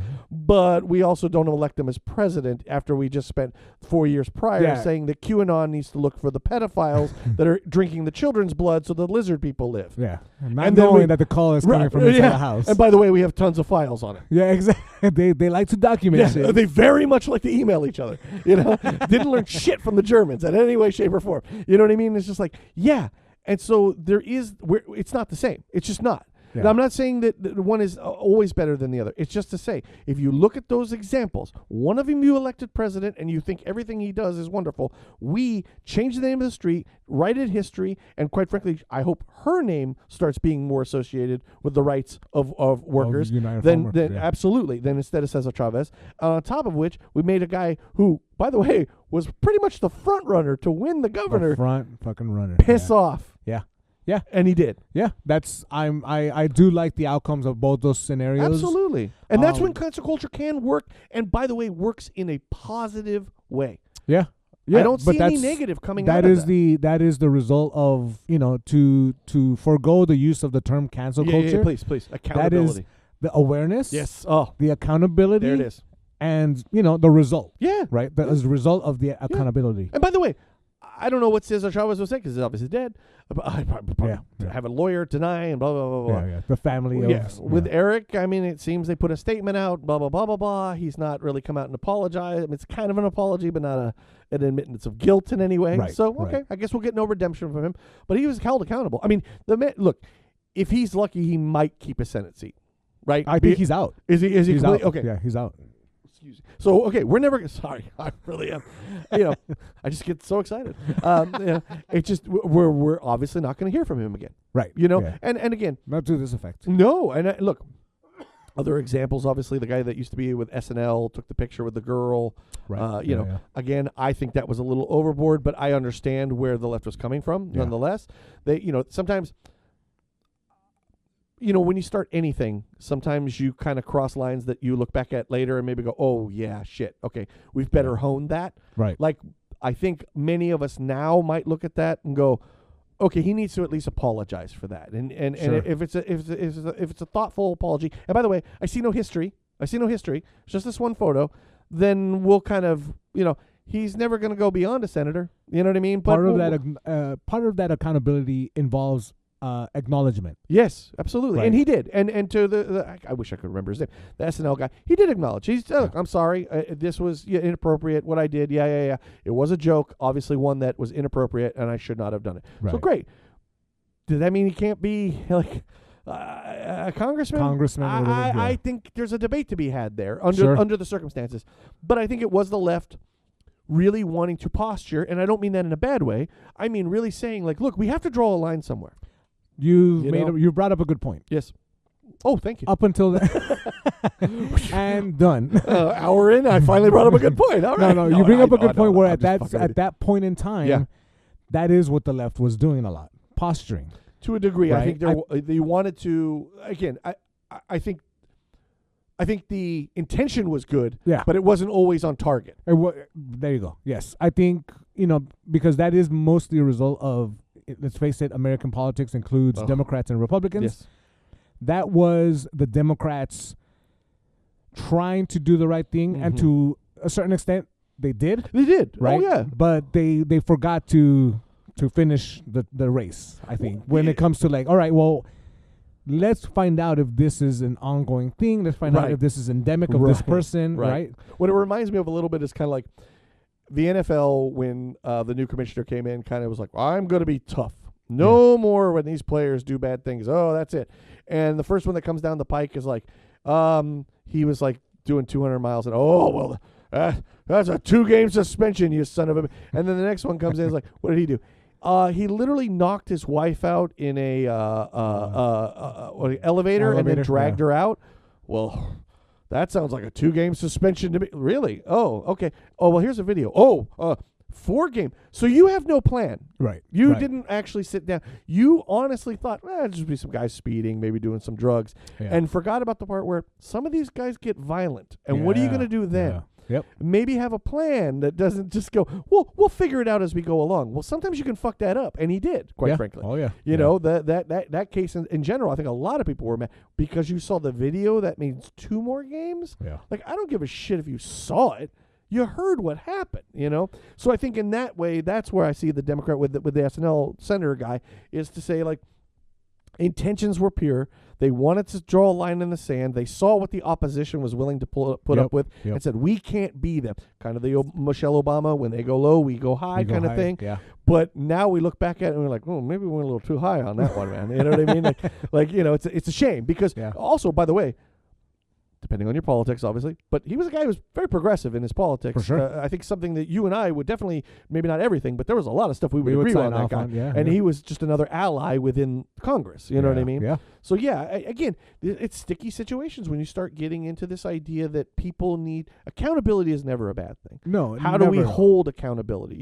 Even if it's in our court systems, it's like mandatory minimum sentencing has turned out to be absolutely horrible. Yep. We've taken the power out of a judge to decide this case isn't the same as the other case. Right. That's why he gets 6 months and that one gets 2 years. Yeah. I'm here to do that, by the way. That's why you put me in this position. Yeah. When you hand me a mandatory minimum, I don't make that decision anymore, and that's why we're incarcerating people with stupid reasons shouldn't be there. Like all the weed absolutely. incarcerations. Yeah.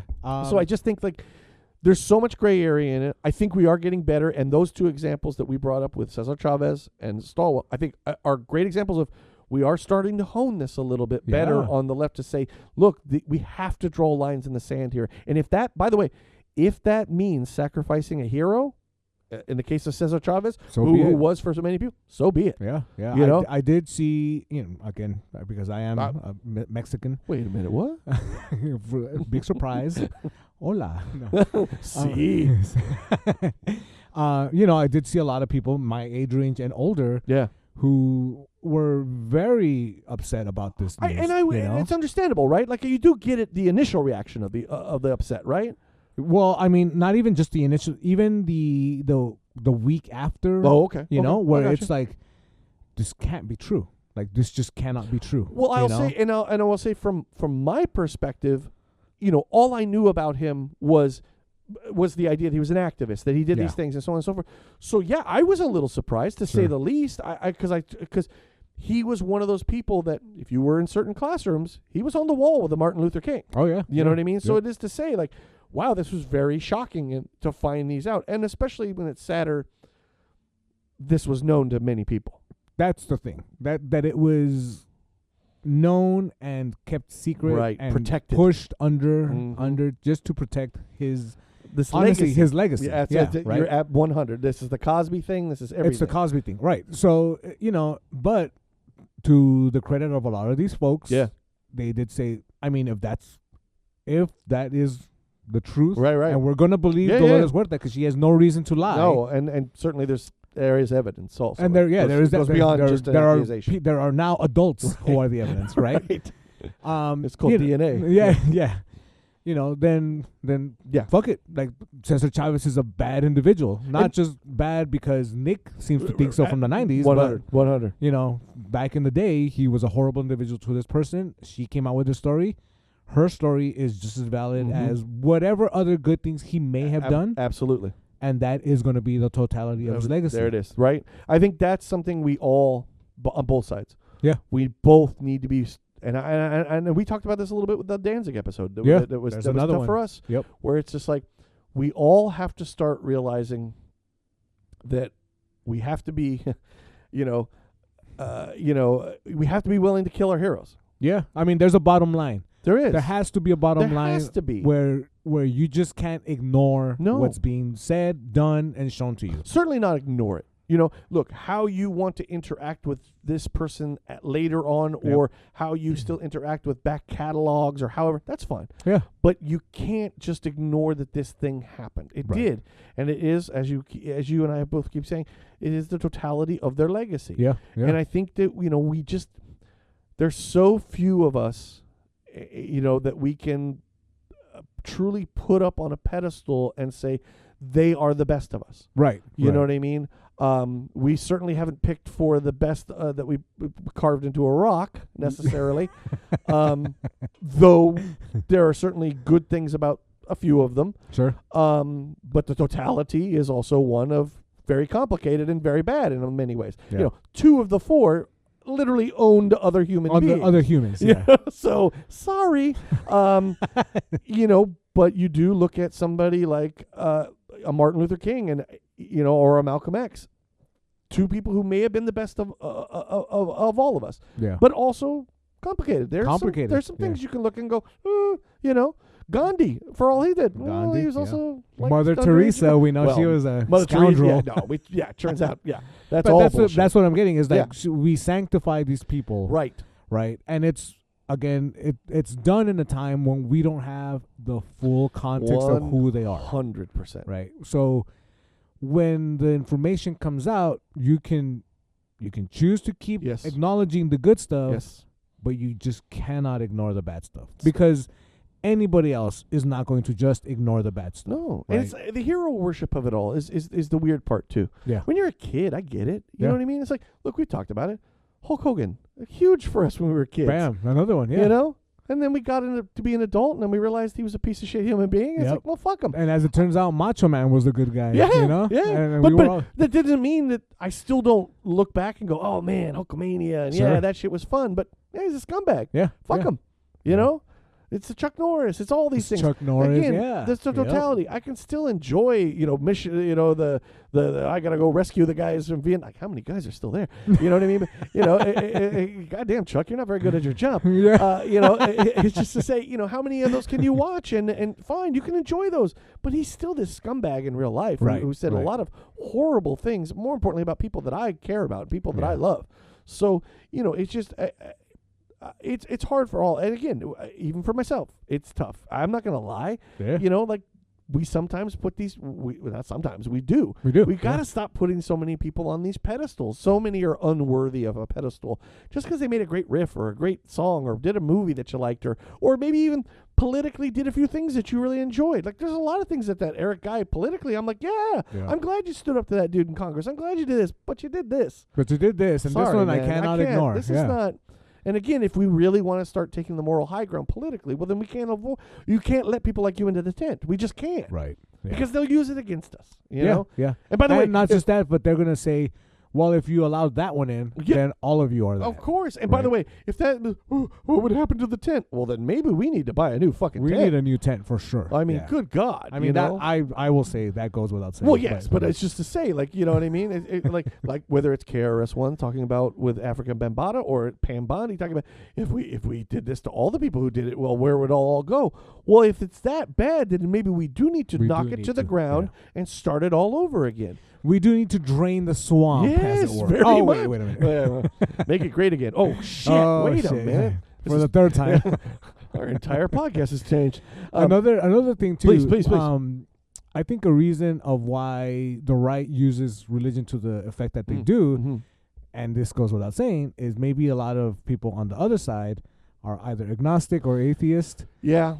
So they are a little bit harder to just say, well, you're okay. Like, that was one and done. You're cool, right? Very Like, much so. Like, they don't have that weight of religion kind of telling them, well, your book says you got to forgive them, therefore forgive them and move on. And I would, and in another way also is, and I've heard people say this, like those who are agnostic or atheists or however they want to, I think the other difference is that the religious person gets to do the, I've asked for forgiveness, now that's off my shoulders, I never have to think about it again. Right. Well, if you don't have that in your life, guess what? You're thinking about it all the time. All the time. And what I would argue for me is I'm glad it's there. Even if it is 2 a.m. and it wakes me up to go, remember that time in 6th grade when you said that stupid thing?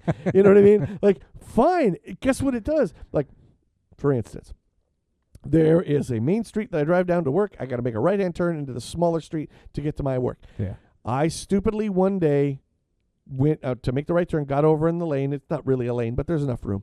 And the light was red. I should have never gone. And I damn near hit a guy going through the crosswalk. I mean, I'm talking fucking close. And even if I tried to stop, I wouldn't have been able to. Yeah. Well, guess what Aaron does every time he approaches that fucking light? That whole thing replays in my head, and I go, how about we slow the fuck down a little bit, Eric? And then make sure you look to the left, make sure you look to the other crosswalk, and da-da-da-da-da-da. Like, that's a lower scale than, say, rape or stuff like that, obviously. But it is to say, because I don't have this, well, I'm free of that guilt. No, I'm not. Right. That right. guilt stays with me because I could have killed a man, dude. Yeah. No, you acknowledged what you did. Yes. You're taking into accountability that if I keep doing this, therefore someone else might not be able to walk across that, right? So I'm going to change my ways. Yeah. And I believe me, if I could find that person, I would make a totally public apology to them. Yeah. You know what I mean? But it is to say, like, so I think that's another part to what you were saying too. The other facet of that is the religious person seems to be able to just go, oh, well, I asked for, again, I talked to the guy behind the veil and he told me to say 3 Hail Marys and an Our Father, and we are good. Yeah, I confessed. The big guy said I'm good. I'm done. I I never have to worry about this again until next week when I got to do it all over again, which also makes no sense. But whatever. It's just to say, you know what I mean? Where the rest of us, if we don't have that, we live with that. Yeah. But it should be something we do live with, so it hopefully makes us a better person. Yeah. We hold ourselves, as you said, accountable. Yeah. And I think the loss of that is, I think that's not a good thing. If you're not holding yourself accountable, like if you think, like to some degree, if you serve a prison sentence, I think most of us would agree, you've done your time, Thank you. Yeah. You've served your time. Now you are done. But that doesn't necessarily mean that person is done. Right. Do you know what I mean? Yep. They may have served that society's time and so on and so forth. They may try to get a job, do all, and by the way, they may turn their life all the way around. But that has affected them. That's still something that will live with them forever. Mm-hmm. You know what I mean? And hopefully is the thing that keeps them on the straight and narrow. Right. You know what I mean? So I just think like that's another facet where I find it's just like they're so easily to forgive because mainly they want the forgiveness so they don't have to deal with it ever again. That's You know? That is Like, I don't want to think about what a bad thing I did, you know? And I should say this. Please. Weighing the consequences of regular everyday things Right. can be exhausting. Oh God. I understand that 100%. Yes. However, I guarantee that if you consider what you're doing and how it might affect other people, Oh. your life is going to be 100% better. One brother. You know, etch it it's- on a stone because that's it, right? This doesn't have any religious, no. intonations, whatever. This it's is just just like, human beings living with each other, dude. and that's what I mean by the social standards. Yes. Like if how many times have we said, just be cool with one another, Yes. right? Like be cool, and hey, man, maybe you're having a bad day, maybe Yes. I'm having a bad day. Yes. Give each other a little bit more bumper space, Yes. and let's do our thing. Nobody gets hurt. Yes. Nobody, and if we do happen to infringe or transgress on somebody, Mm-hmm. hey, man, my bad. Right. What can I do to make that better? Yes, because by Right? the way, don't you want things to go smooth? Don't you just Yeah. want shit to just not let it? I to your point, I always think about it in this kind of way. Again, for the non-religious among us, Yeah. we get one spin around. Present. I'm just saying, we get one spin around this rock, right? Don't you want to make it as easy and as good as you possibly can? Yeah. So I think about it in the thing of like, the reality is, all of us alive right now, Yeah. in the grand scheme of things, are only going to be alive together. My fingers are touching; they're so close. Yeah. You know what I mean? That's the amount of time we're actually going to be on this planet Yep. together. Yep. So if you kind of put it in a smaller scale, imagine for a second they put you in a room with a stranger and they say, you guys need to live together for a week. Yeah. Aren't the two of you on your absolute best behavior? You're forgiving shit that you maybe wouldn't forgive otherwise. But Yeah. you're just like, it's just a week, bro. Let's make this as easy as possible for the both of us. Yeah. And it's kind of the same way, right? I think about just in life, trying to always remember. It's not to say I always achieve that. God knows I take some things way more personally than I should. It's just to say, that's what I try to look at it as. It's like, look, man, in the grand scheme of things, is this that important when it comes to how short of a time we have on this planet, Yeah. But again, that doesn't mean we shouldn't hold people accountable for the things that they do. I'll even say this to the non-religious who believe in reincarnation, such as I do. Okay. I hope so. Wouldn't you want every aspect or every iteration of your life Sure. to be a good one? Dude, right? Be positive, right? Well, I mean, everybody leaves a legacy on different levels. You Yes. and I aren't going to leave the same legacy as a Martin Luther King. Well, we might with this podcast. Yeah, who knows? You never know. It's true. You never know. I know. It's a great point. It's a great point. But it is to say, like, we will leave a legacy. Don't you want? Like I've always said, one of the things is people, I think for the most part, most of my friends, including you, for the most part, if I asked you what I did for a living, you probably couldn't say right away. You know what I mean? Like, you'd have to think about it. And I've talked to people at my work, and they're like, "Oh, really?" And I'm like, "Yeah. What the fuck do I care for what my friends? Why would my friends care about what I did for a living?" Yeah. And I'd always say to them, like, "Listen, man, this is a good job. It pays my bills. It takes care of my family. But at the end of the day, if I'm dead, and somebody comes to my funeral and says, 'Man, he was one hell of a spring maker,' and that's all they can say, I have fucking failed in life. Yeah. My legacy should be about hopefully the positive impact I've made on my wife, my children, my great friends. That's what I hope. I mean, I won't be there to hear it, but nonetheless, I'm going to make sure you get your flowers before your time is done. It's just to say, you know what I mean? Like, yeah, so you're right. It is about the positive impact that we can all have. Yeah. And holding people accountable hopefully also is, as I said before, is holding people future accountability. Yes. If people continue to see that, wow, if I continue to do this, I will be held accountable and see what it is. Like, don't get me wrong. I don't think punishment necessarily stops crime per se. Not at all.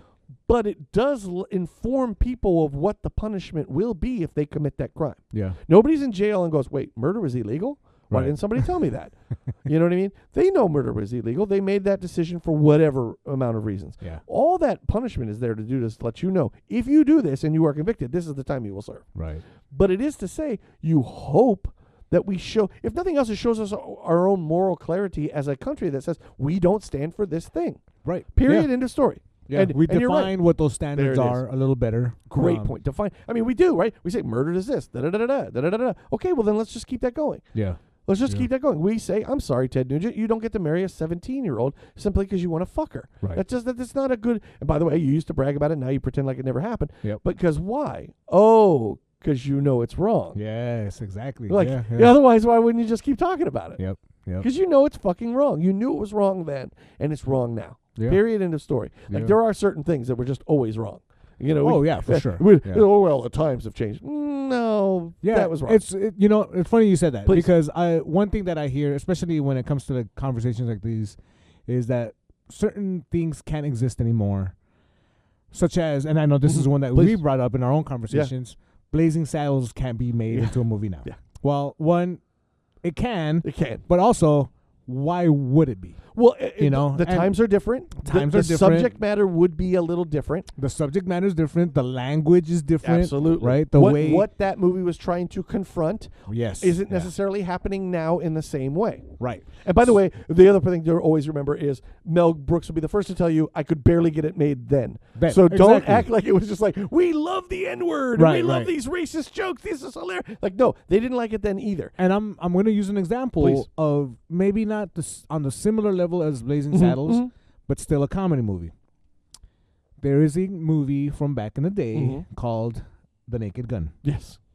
Great movie. Oh, Funny, hilarious movie. My absolute favorite No. comedy movie.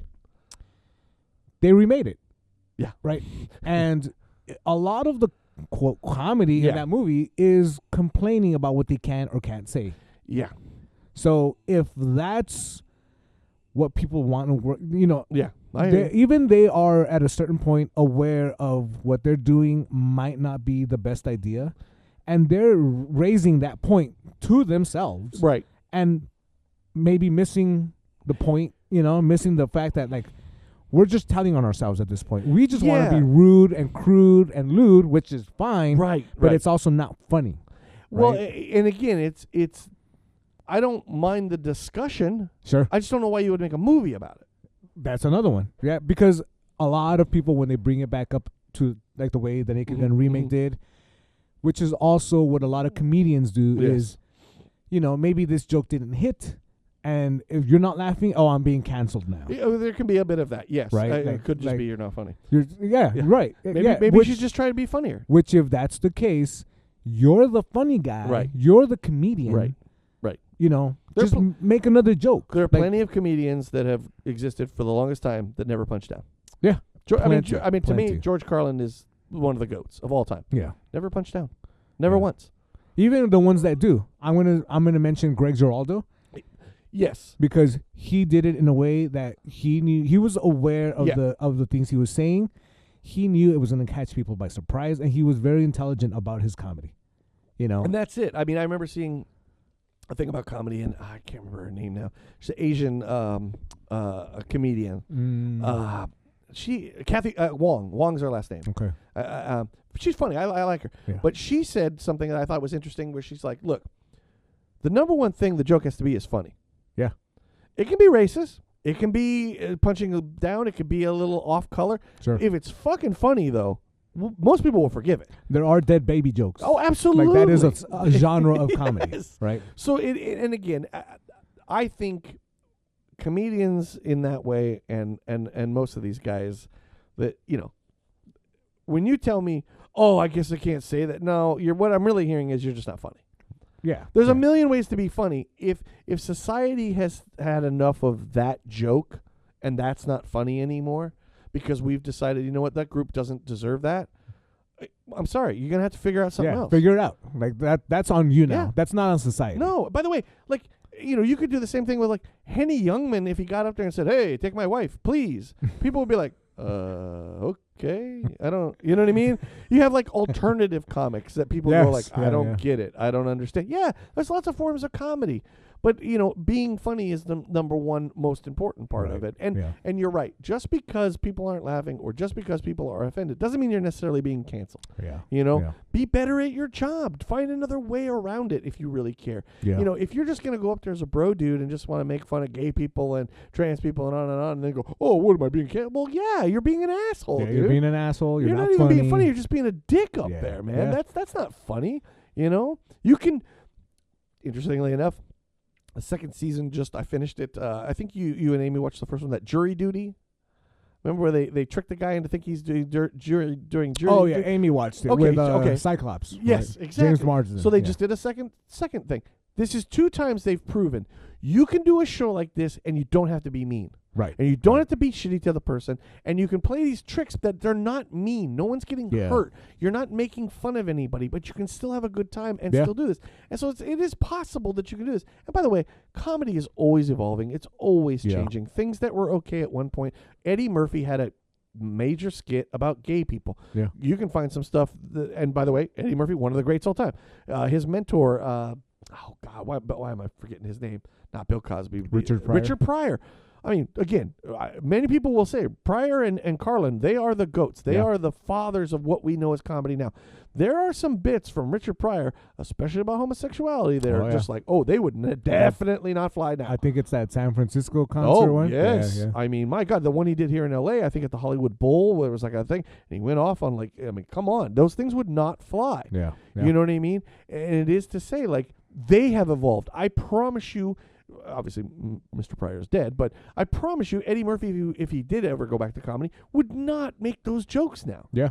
He has evolved. Yeah. At the time, those were funny to those who thought they were funny. Right. But they were also offensive to a lot of people who were offended by them. Yeah, Sure. That didn't change. We've changed as a society. Yeah. And we have to deemed as we progress, you said, we progress and we're going in the right direction. We say, no. Those aren't acceptable anymore. Unanimously, we all at one point said, and it wasn't as overtly a statement, but we just all decided at one point, that type of humor doesn't fly. Nah, we're good. Yeah, we're good. it was cool for that, or not even cool. We laughed. Yeah. And now it's time to move on. Yeah. Right? Yeah. I mean, again, by the way, Naked Gun, I don't know, would a 12-year-old find Naked Gun funny now? I don't know. Comedy's changed. Yeah, you know what I mean? Changed, yeah. I mean, there's some old, watch Laurel and Hardy. Yeah. I mean, there's some moments where you're like, this is funny.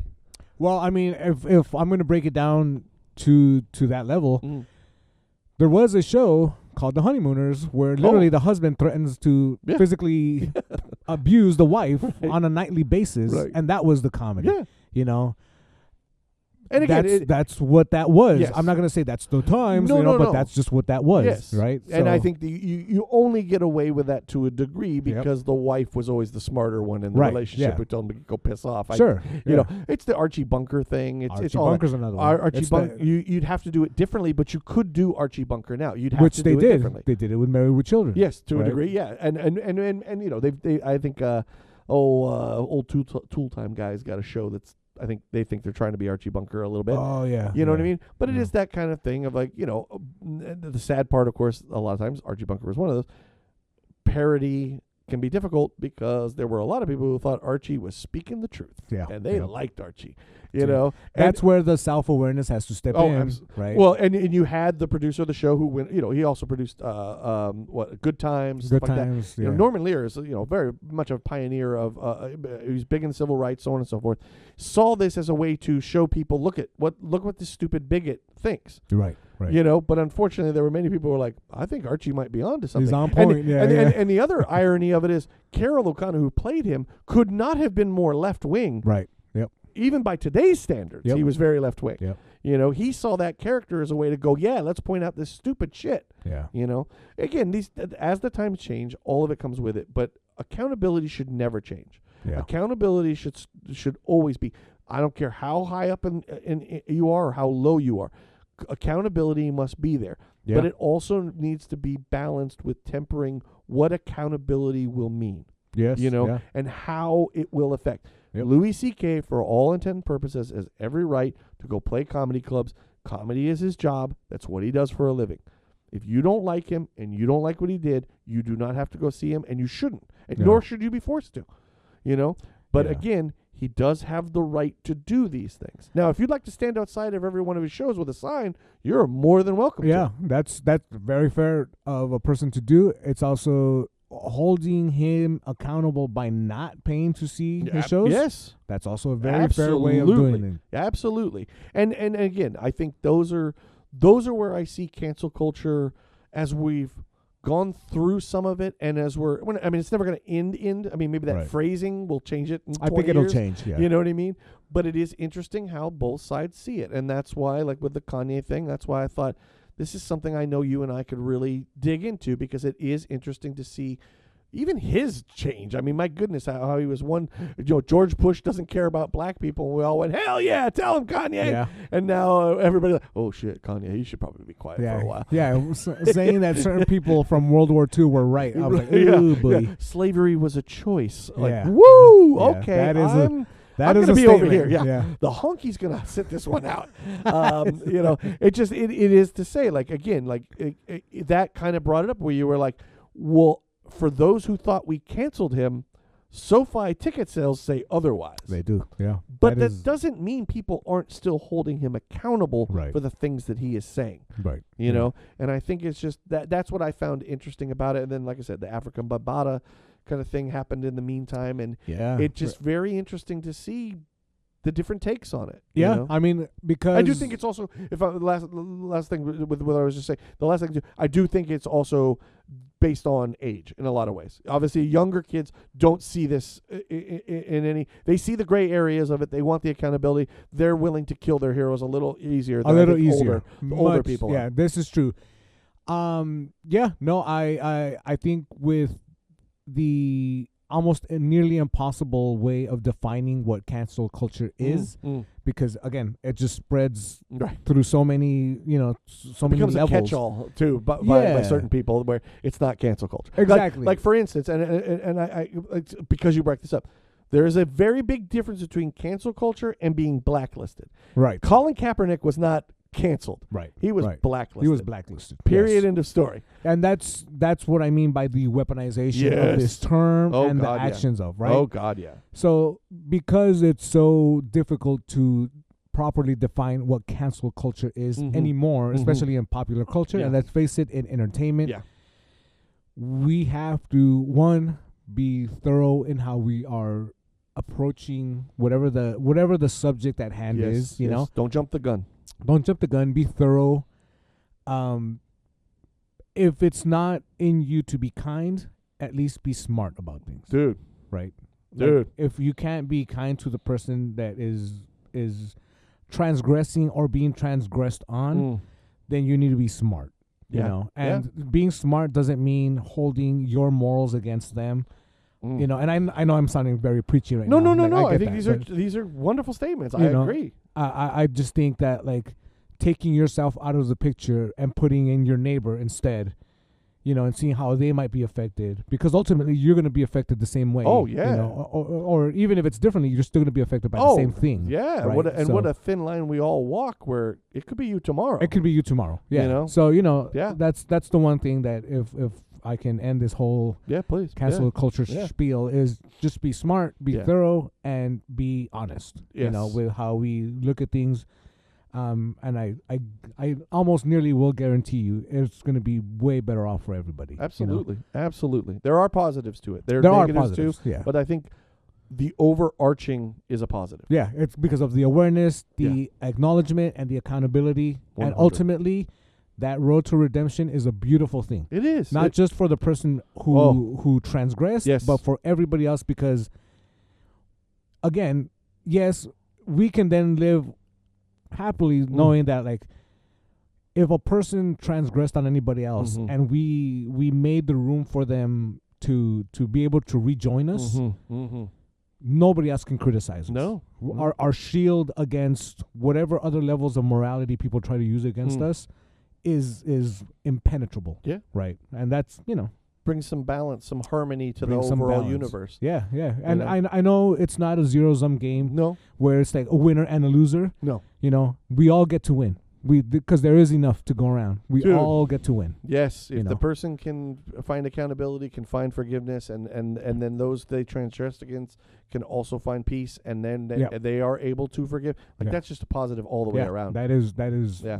you know. That's beautiful. Yeah. And it is. I hope that's the ultimate goal of all of this. Yeah, I hope so too. I think so because I think honestly, so. I think a lot of the younger folk, Yes. you know, they are a lot smarter in how they do things. I don't understand the methodologies a lot of the times, hear you. but when I hear about the results, I'm like, wow, good for them. Yeah, like look, good for them. In so many ways, they're the kids are going to be all right, and in so many ways they're just better informed than we are about things. Yes, yeah, You know? and I think that's ultimately any youth that comes into the world has to be better than the generations that preceded it. Absolutely. You know, and I think that's the case. Yeah. So Right on. all that. What have you been watching? Not too many new things. A lot of old stuff, but I will get to the new one nonetheless. But I watched The Fifth Element. It's so good. It's there's no wasted piece of celluloid. It's so good. Yeah. Inside Man, I very much love that. I am Spike Lee makes great movies, but man, so many times he proves even when it's not his stuff, it's just the way he directs is so great. Inside Man is just so cool. I also like it. Maybe one of the few movies where Denzel isn't the smartest guy in the room. Right. Yeah. You know, and also also that Clive guy that plays the ringleader of the. It's like, what happened to that guy? He's in there. He's in Children of Men. He's like in 2 other things. And then I don't see him forever. And now he's the last time I saw him, he's in this really shitty movie with the girl from the new Star Wars movies. And they kill him off in like 10 minutes of it. It's just what happened, dude? Children of Men. Children of Men's Inside great. Man. What the Maybe he needs more movies with men. yeah, well, there you go. Maybe that's it. All right. One that I revisited because I'd only watched it once, but they threw it back on. It's called Without Remorse. Tom Clancy novel. Michael, what's his name? Fassbender? No, from Sinners. Oh, Michael B. Jordan? There it is. Michael B. Jordan. He's in it. You mean Oscar winner? Yes. Michael B. Jordan? Yes. Oscar winner and man of my dreams. But yes, he plays a Navy SEAL that they go on a mission, shit kind of goes wrong, and suddenly all of his guys that are on his SEAL team are being killed off one by one. They kill his family, and now he's out for revenge. Yeah. Yeah, very standardized story, but very good. And it takes place in the same Tom Clancy worlds. His boss, although, again, I don't know enough, she's a female who's in charge of a SEAL team and is a SEAL, which I'm like, are there women SEALs? But okay, whatever. I don't, who cares? Her last name is Greer, which is Admiral Greer, which is Darth Vader in The Hunt for Red October. And no shit. Yeah, so there's a scene where the guy goes, "Oh yes, I knew your father. He's a hell of an admiral." Yeah, so it ties into. Yeah, it's really cool. That is good cool. movie. Good. He's great. He's good in it. Good action. I mean, this is not. You turn your brain off and you'll have a good time watching it. Yeah, You know what I mean? We started watching The Boys. Okay. I put up 2 episodes already. Amazing. I'm getting. It's also like. It's got to be hard to write this show because now it's like anything I do, it's like, no, they're doing it. I can't, I don't know what to do anymore. Yeah. You know what I mean? And it is so like, now they've just leaned completely, although, again, the idea that it took last season for right-wingers to finally go, hey, I think they're making fun of us. You know what I mean? Just blew my mind. But this season, they're definitely like, well, if you thought we were making fun of you, you're definitely going to understand we're making fun of you now. Daredevil's having the same problem. Okay. Yeah, because there are comparisons with the Kingpin and Trump. Interesting. Okay. Yeah. Okay. I will ask first because I want to talk about it. But Okay. did you guys finish Down to Fuck St. Louis? Yes. DTF Okay. St. Louis. Let's get What into it. What did you think of the ending? Well, I did not like the show. Oh, okay. I'll tell you why. Oh, please. It was a lot of build-up, a lot of loose ends, Yeah. and then the ending Yeah. was kind of just dropped on you, like Spoiler alert. Yeah. spoilers Just abound. Just in case. To have him basically commit suicide Yeah. is, I think, cheaping. At first I felt the same way. Okay. I really did. I went, you son of a bitch. All this. All the buildup. And I don't even know, did he commit suicide or was it accidental? They never, you know what I mean? Like, chances are you're right. He probably was so distraught that his stepson caught him that he realized, I'm just going to drink this whole thing and say fuck it. But then I started to have other thoughts that said, I should have known just from what I've heard about this guy who created and wrote this that it was not going to end in a satisfactory whodunit way. Okay. And I kind of made peace with the idea that all along he got us to think that this was going to be a whodunit, when in reality, all he's trying to show you is, do you see how weird these people get in the suburbs? And the sexuality and the things that they do, especially when you have the female cop who's so open to her sexuality and so willing to talk about it, and even gets the cop at the end kind of to open up about his a little bit. Yeah. And I just think, like, in that way, I do really respect it. It's not one of my favorites, probably not one I'll ever go back to, but I did enjoy it. I did. I felt it was anticlimactic at the end. I really did. Very anticlimactic. But at the same time, I think it achieved what I do think the guy was actually trying to go after. We were the ones who thought it was going to be a true detective whodunit kind of thing, when in reality, he was never trying to tell. But also, he did kind of lead us down those paths. Oh, I don't think he... Right. Oh, no. I think purposely so. I think he subverted your expectation. He wants you to think that we are going to find out at the end. Let's be honest. I think you thought the same thing. I thought we were going to find out the kid did it.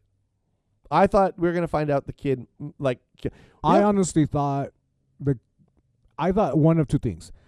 The wife or the kid. Well, I definitely thought the wife for probably 4 episodes before I went...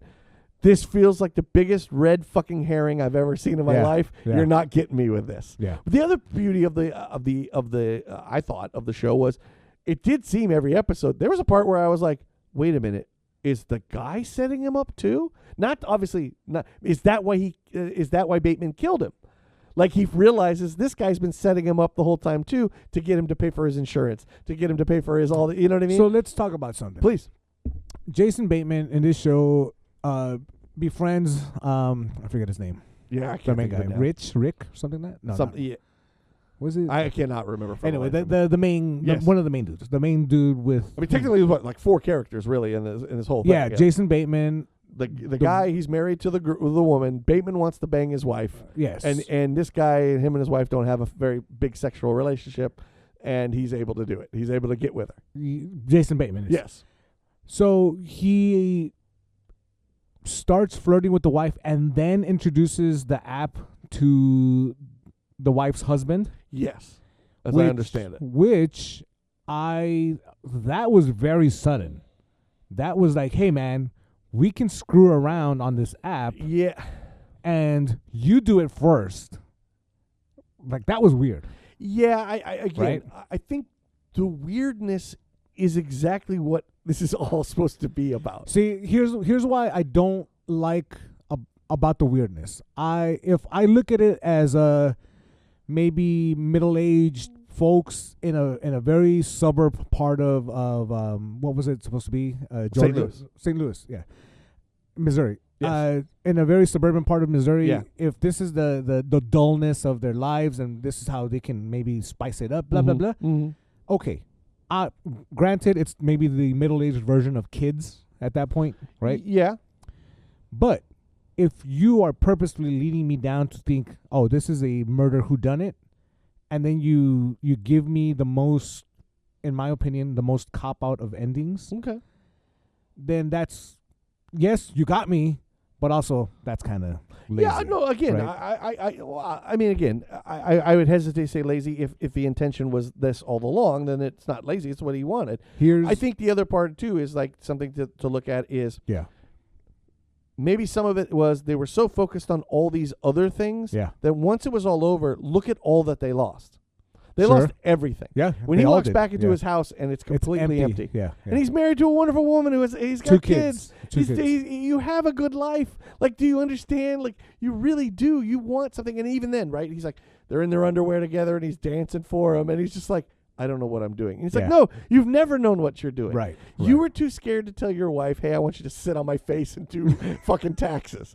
You know what I mean? And it's like, The wife did it because, quite frankly, she wanted to get it on. She was attracted to him. She was attracted She to him. very much wanted to do this, and she'd play all his kinky games. And she is a liar. We know this. Like she is a changed her liar. drink thing, whatever it took to get with this guy. I do think maybe she was trying to use him for some money here and there. I The idea agree. that, I agree. that she's like, oh, don't tell him that I know this. This has to be between you two. You know, she tells the kid, I'm always going to take care of you. Don't you worry about Yeah. it. The fact that we find out she stole because her family was poor. Right. But in the end, they all lose everything. Yes, yeah. His biggest thing that he finds out he loses is he thinks it's about, I can't get a boner or people aren't attracted to me. Right. No, the thing that he loses in the very end is the thing that's always meant the most to him is the respect of that stepkid. Right. He was trying so hard to help that kid because he saw what he could do for I do him. think once it played out where he ends up drinking the rest of the drink that ultimately had the drug that, affects him in that way and affected his heart. Yeah. I think he did that knowing like I can't get out of this now. Oh, no. More so because of the kid. Yes, not yes. the situation No. at hand, right? I think that's another thing is they were always worried about would we get caught cheating on each other. right. But the thing they should have been worried about was how is this actually going to affect their lives? Right. Yeah. You know, he didn't think about how his wife might leave him and his kids. He didn't think about how that might affect the stepson. He didn't think about how the wife would, you know what I mean? I think those are those things, or maybe the wife didn't think that she'd be seen as a suspect. You know what I mean? Like all that sort of thing. I also don't think And I think that's, for me, I'm with you. I totally hear where you're coming from. Yeah. And I could see, and again, at first I went, are you fucking kidding me? But I do, the more I think about it, the more I go, if these are things I think, and again, these are always open to interpretation, you know what I mean? That's how I'm seeing it. If this is what his goal was to actually say, look, I know you felt like you were going to find out something, like it would be a satisfactory ending. I know who done it.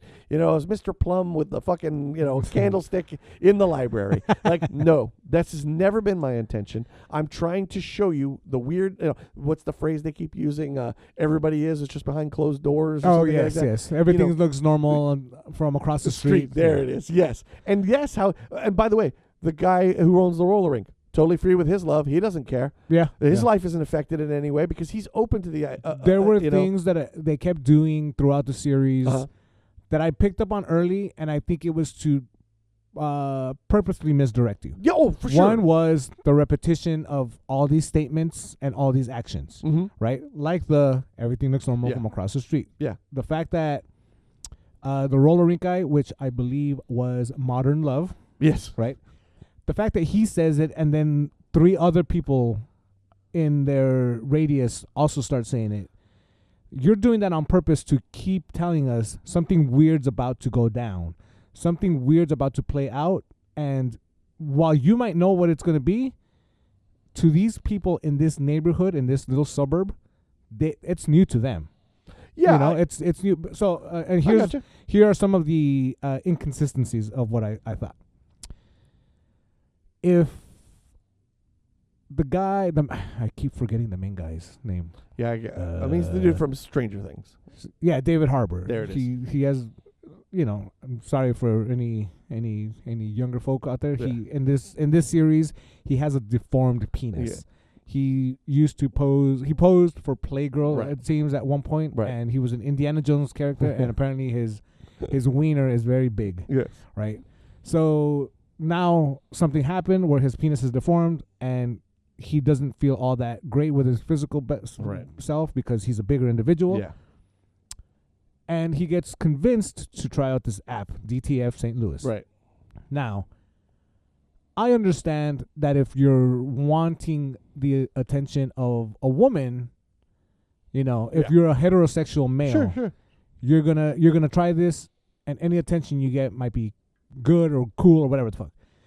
But if you already don't display tendencies like these, and I'm gonna use the word tendencies, if you're not already attracted to men, Right. or bi-curious or what have you, if you're on the app and the only attention you're getting is from guys, I don't know that the reaction is the same as the one he had in the show. Well, again, right? and remember the first one, he didn't know that That it was the That it- Jason Bateman. No.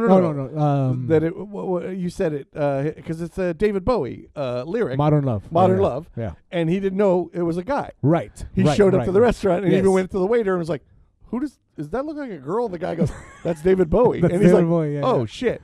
And I do think there is a sense of maybe what they were trying to say is that he so badly wants to Affection. to be Yes. loved, to be Yes. cared about. It is a little strange that he just went with it. Yes. I grant you, though I think maybe, again, that is the whole point, is that maybe there are some latency in him or something. It is to show, and I hate to use that word, Yeah. but the weirdness of it. Like, and it's not weird to be gay, and it's not weird Not to at kiss all. another. Not at all. It's just to say the underbelly of what we think suburban life is. They're Yep. just missionary style to make children, and it's like, no. They're probably some of the kinkiest motherfuckers you've Yes, of ever course, met in of your whole course. life. So know. knowing that, Uh-huh. and especially if you want to set it up so that it's maybe a little bit more relatable and maybe a little bit more honest, I'm going to say. Mhm. From all intents and purposes, you can go on Grindr because it's mostly straight dudes looking for people to accompany them. Okay. Right? Yeah.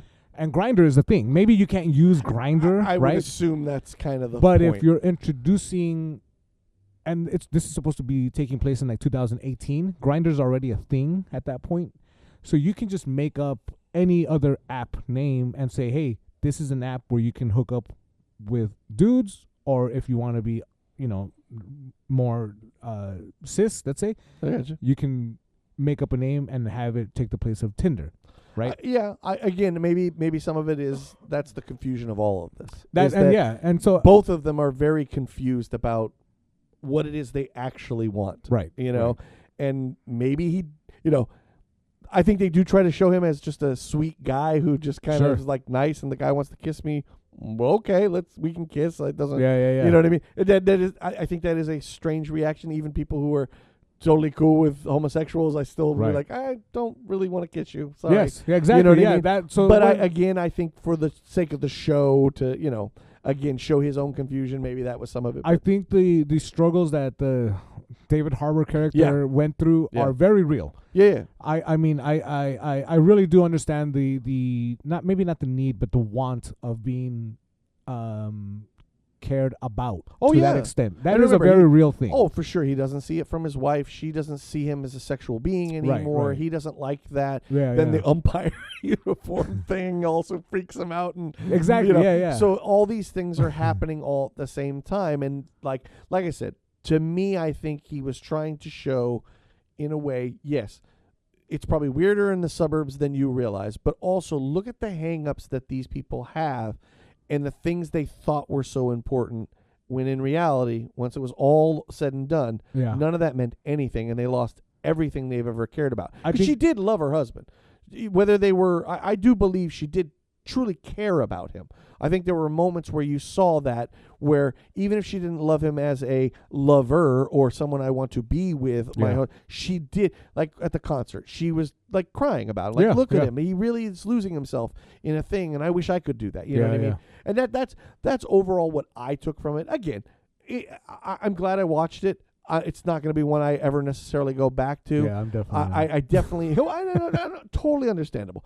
Again, when I started to learn more about this guy who created and wrote it, I was kind of preparing myself for, I don't think this ending is going to be the satisfying ending. What else has he done? There's another show called Patriot that's also Have on you seen this Amazon. one? I have not. It's Okay. on my queue, which means nothing really, because Yeah. my queue has a ton of shit that it's like, if it were real, I'd be blowing dust off of it.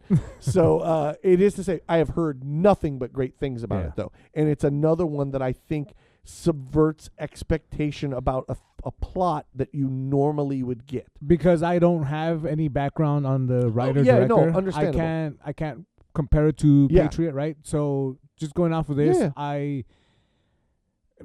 maybe this is me, and I have expressed this before. Uh-huh. I also think anymore Jason Bateman becomes a caricature of what he was in Ozark and in Arrested Development. I'd see. Again, I differ with you there. I thought this was interesting because it was a different part in all.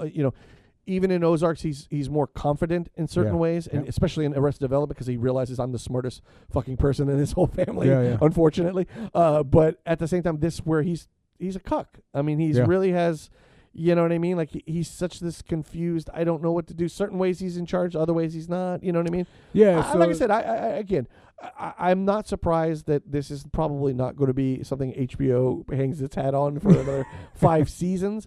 But I think it was interesting, and I think I could definitely see why the 3 of them as the main characters wanted to do this. Very interesting project, something they could really kind of, you know what I mean?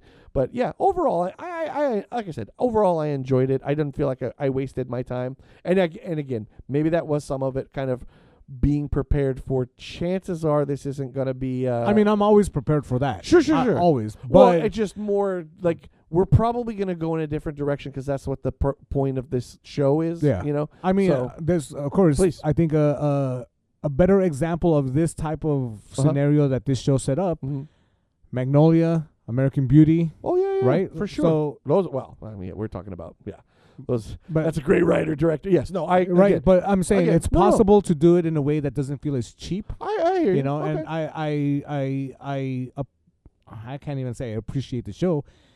You know, it was cool. It was good spending time with Amy and watching it and everything, and she enjoyed it. Right on. But at the end, I was just like, I have so many questions that are just like, why was this decided? How do you decide this part and this part? I had more questions than I think I should have had. I gotcha. I get that not every show or movie is going to make sense right off the bat. No. But I think because these inconsistencies, or what I see as inconsistencies, they certainly detract me from whatever the show was trying to achieve. Yeah, that's. I think for me, it's like I said, I walked away from it kind of going like, what? Yeah. But the more it stuck with me, the more I thought about it. And again, maybe I'm processing it through my own. If I said this to the guy who wrote it, he'd be like, "What the fuck did you watch?" You know what I mean? It's certainly possible. I'm always up for that sort of thing. Sure. When people tell me like, "Oh, let me explain this whole movie to you," like, well, that's how you saw it. You know what I mean? So I'm not saying you're necessarily wrong. It's just to say, I get it, and I think that. Something like that, if I find myself still thinking about it days after, then it had some kind of an effect on me, and that alone I'm cool with, and I like that, you know what I mean, as opposed to so many throwaway things, you know what I mean, that I went and walked away, you know what I mean, right. So, speaking of which, it'll be one of the last things I have on my list. Another one that I watched, I don't know if you've seen. All the Alien movies are on HBO right now. I mentioned this last episode. Yeah, okay, you did. Yeah. Because you inspired, and I went and watched Alien, and I watched Aliens. Well, what I didn't realize was they have Aliens, the director's cut up there, number one. They also have director's cuts of 3 and 4. Yep. So with 3, I went back and I watched the assembly cut. The assembly cut, yeah.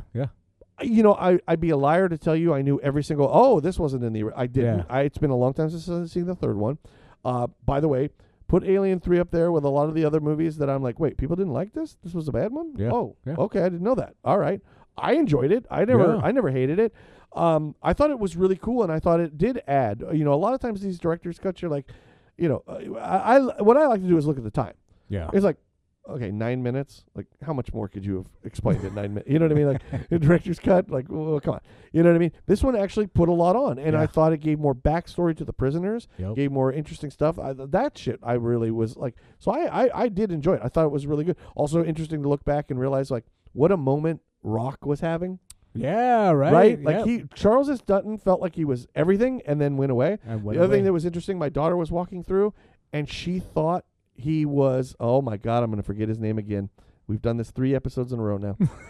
Keith David. Oh, okay. Yeah. She was like, why do I recognize that voice? And I was like, okay, well, let's not get racist here. But I was like, time to cancel. Yeah, I was like, have you seen Rudy? And like, no. And she's like, and I said, I know he's probably done some voice acting. And eventually it turned out, no, she was talking about Keith David. I was like, well, I could see, they have that.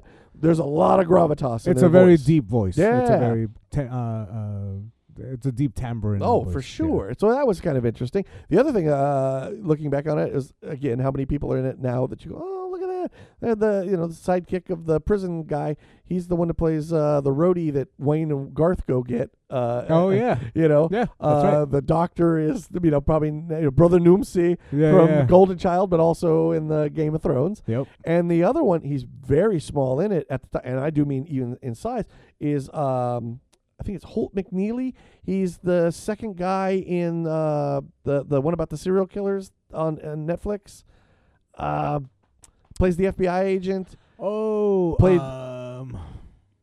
You know what show I'm talking about. He was also the Machine in Mindhunter. Yes, Mindhunter. He's the straight arrow FBI guy, not the young kid. Yeah. Now he's in a bunch of shit. You see him all the time, but he is so young in that and very small. I was like, oh shit, because I saw his name in the credits. I thought, wait a minute, what? And then sure enough, like, oh crap.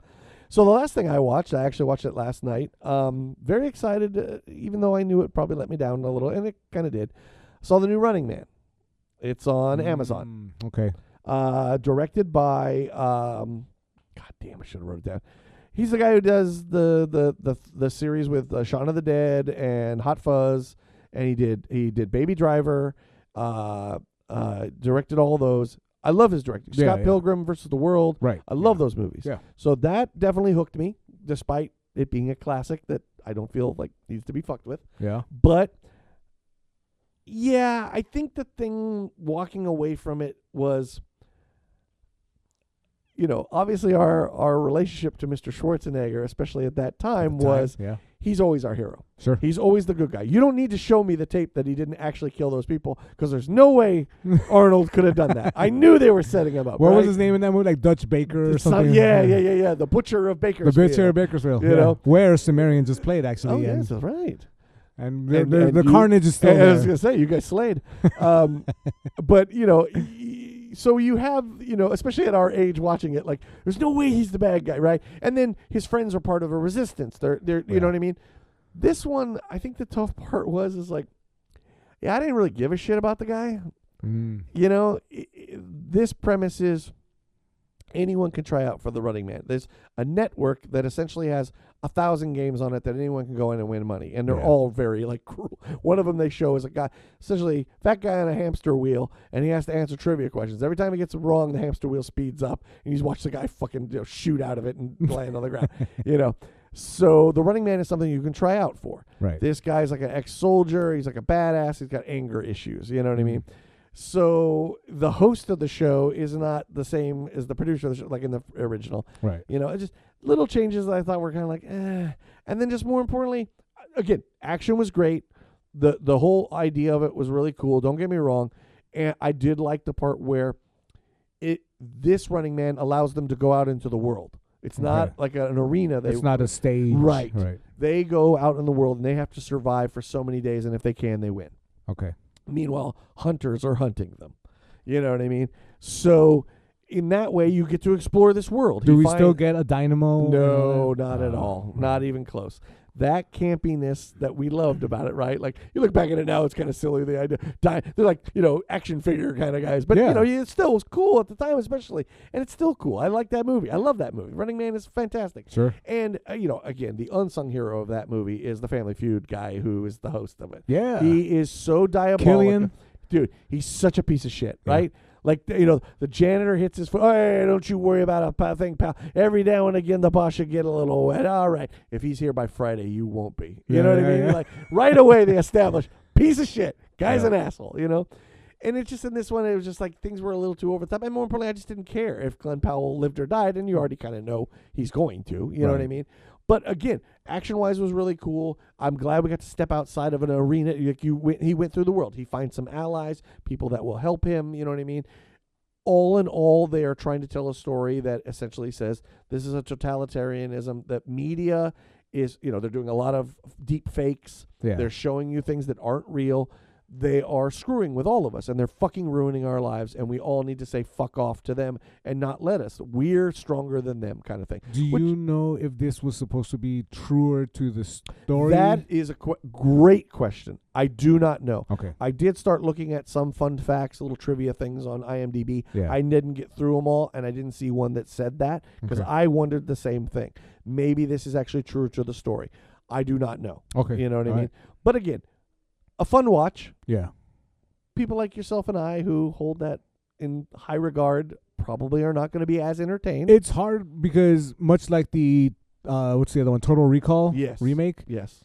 I appreciate the effort. No doubt. 100% appreciate Bigger the effort. budget. They get to go further with Yes, it. Absolutely. Yes. So when we're younger, I think we're captivated by the firstly the physicality of not just Schwarzenegger, but maybe the Dynamo dude because he's a bigger guy. Jesse and the Body Ventura's in Jesse it, the Body Ventura, Dweezil Zappa. Yes, the old what's it, Jim Brown. Jim Brown's in it. Yeah. Like, so there is a physicality Yes. associated with Yes. these characters that we're just like, wow, I can't get to that point. Yes. Like that's bigger than me. Yes. And the world is bigger than me, Yes. and that's awesome.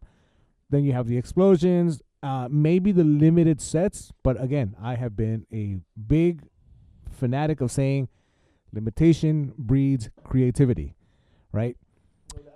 So when you have the ability to put everything into the thing, Right. you kind of lose a little bit of the charm. I do Right. think so to a degree. It's not bad. Right. Like and this is gonna sound so fucking stupid, but I'm gonna say it anyway.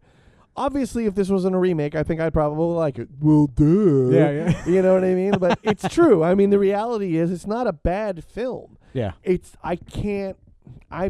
As much as I wanted to, I can't separate myself from this classic that I grew up watching Right, yeah. 1,000 times and just going like, one of the things, and again, you bring this to it because of his reputation at that point, other than Terminator, Schwarzenegger's always the good guy. He's the hero. So you're rooting for him the moment he steps in the thing you're rooting for. And there is, again, brand recognition with Schwarzenegger stepping into the role. He's going to be, firstly, the good guy. Yes. Secondly, the badass. Yes. Right? He's going to have all the heavy guns. Yes. You're going to see muscles rippling. And you're going to get the fun little stick around. They're going to get the one-liners. Yes. And that's part of that, just that big explosive aspect of culture, which was there in the mid 80s, 90s and stuff like that. So, I want to see it. I definitely want to see it. Cause and again, I think there are definitely redeemable qualities about it. There are good things about it. The message I totally get. There are scenes that are fantastic. The action is off the hook. It's great.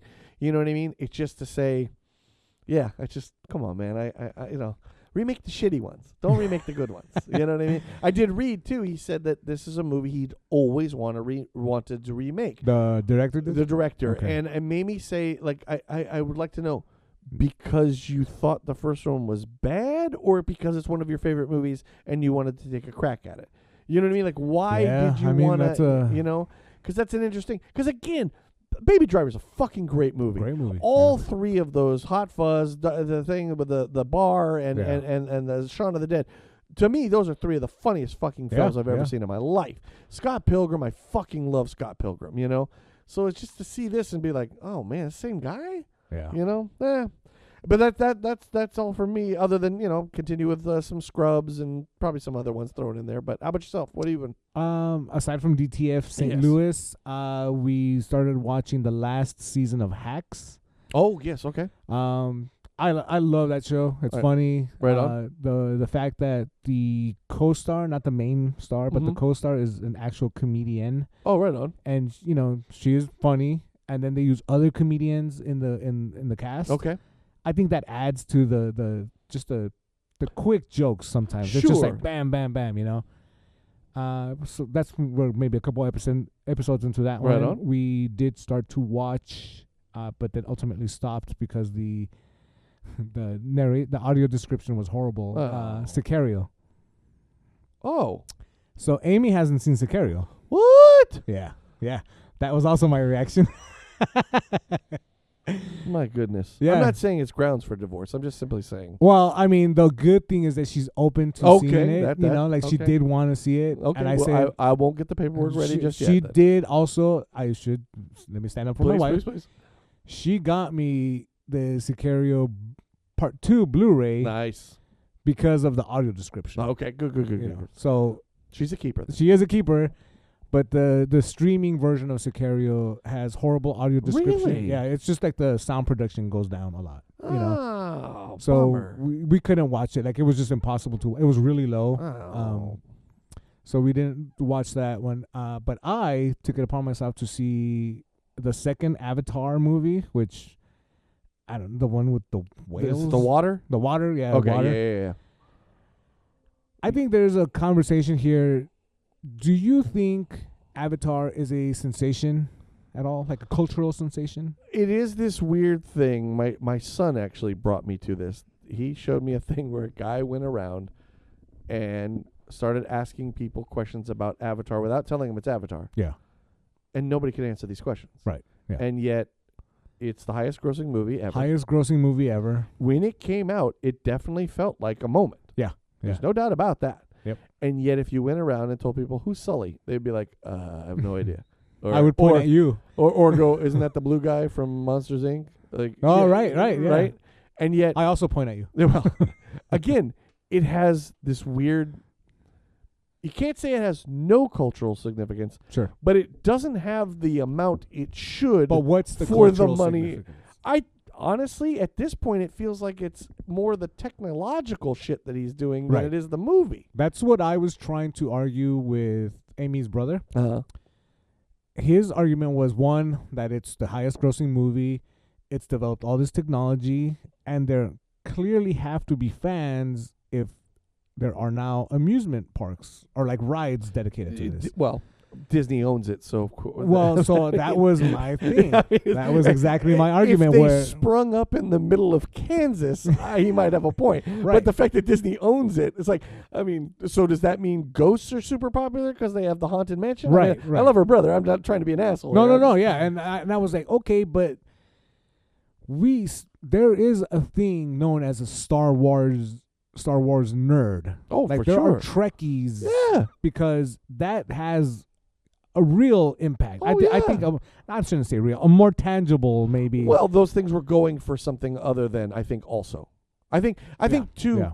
another thing with Avatar is, let's be honest, we're looking at it differently than when it first came out. When it first came out, I think a lot of people were impressed with the technological part Sure. of it. The story part of it was cool. And then everybody started to go, oh, wait a minute. This is a retelling of We've seen this. 15 other things.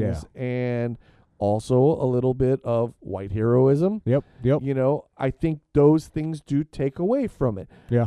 Look, they're entertaining. I saw the second one. Okay. If the third one comes on Disney, and it probably will, Yeah. I'll go see it. I'm glad I saw the first one in the whole family went. We went and saw it on IMAX, and Same. Yeah. fucking A, it was an experience. It was My cool. God. Yeah.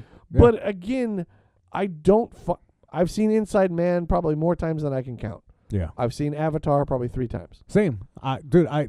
You know what I mean? So in that way, and by the way, you're also talking about two people here.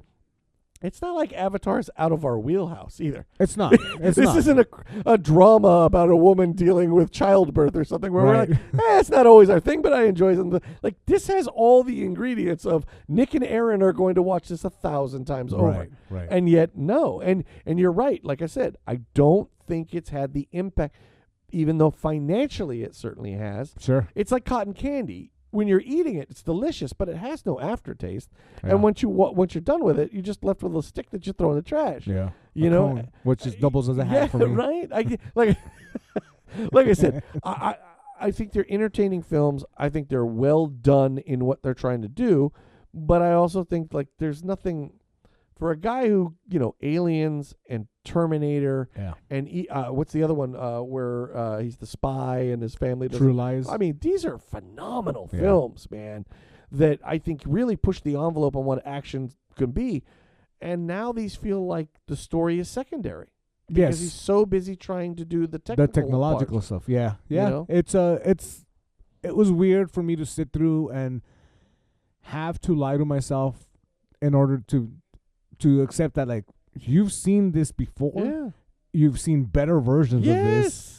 But somehow maybe this not is the visually. Maybe not visually. Well, certainly not for me. Well, no offense, but you know what I mean. Maybe not visually. Right. Maybe not the world. Sure. But these are interesting creatures. They're different cultures of creature. They're water ones. They're tree ones. We're going to But find the fire ones. even in that, for Oh, some reason, it's- fucking Cameron made that whole world still seem very confined.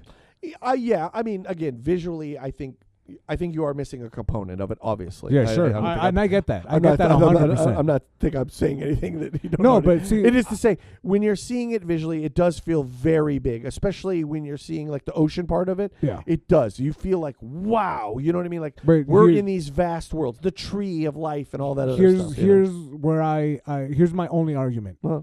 I haven't seen with my physical eyes the new Dune movies. Oh yeah. Okay. Dune feels a billion times more gigantic than Star Wars ever did. You know? Yeah. And that's just because the way they tell the story, the way they use language, the way they use music, Sure. you know, it expands it for me. Yeah. No. And so when I ask somebody who can see, you know, right, and I say, well, on Star Wars we're going to Tatooine and maybe Hoth if we're lucky, and a couple of other planets, but it's you know, it's supposed to be the galaxy. Like it's supposed to be a big thing.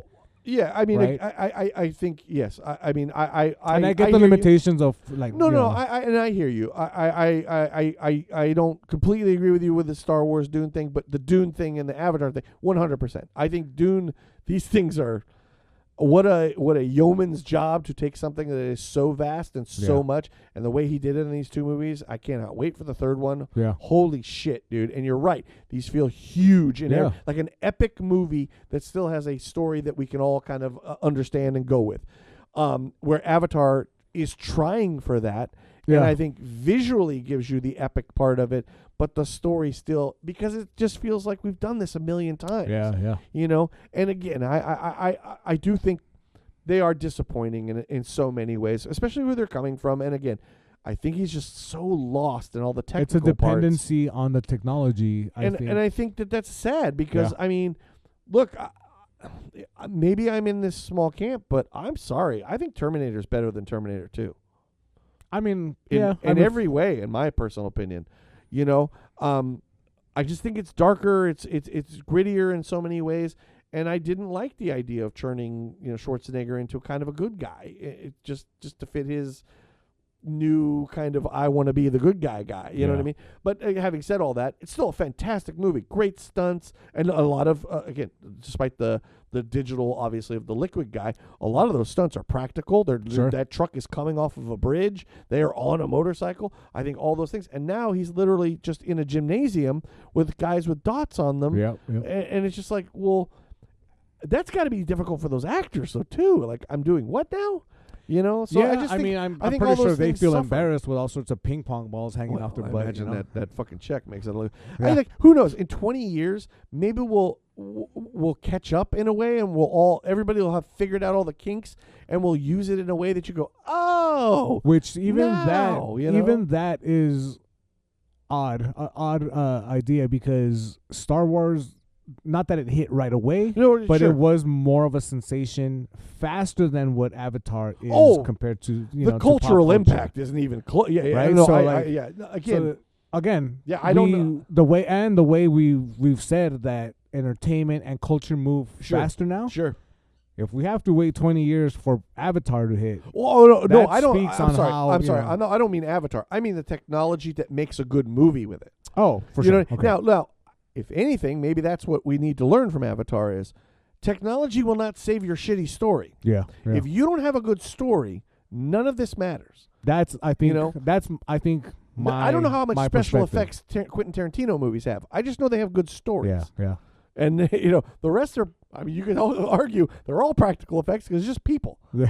You know what I mean? So maybe not the squibs that blow up. Yes, but you understand my point. It's like, don't sacrifice story for technology and think it's gonna hide all this shit. Yeah, it's just not. I think that's my takeaway ultimately. Like, I already looked into what the third Avatar movie is supposed to be about, and I'm like, all right, well, you're continuing the parts that I didn't like about the second one, and the parts that maybe I might have liked in the first one.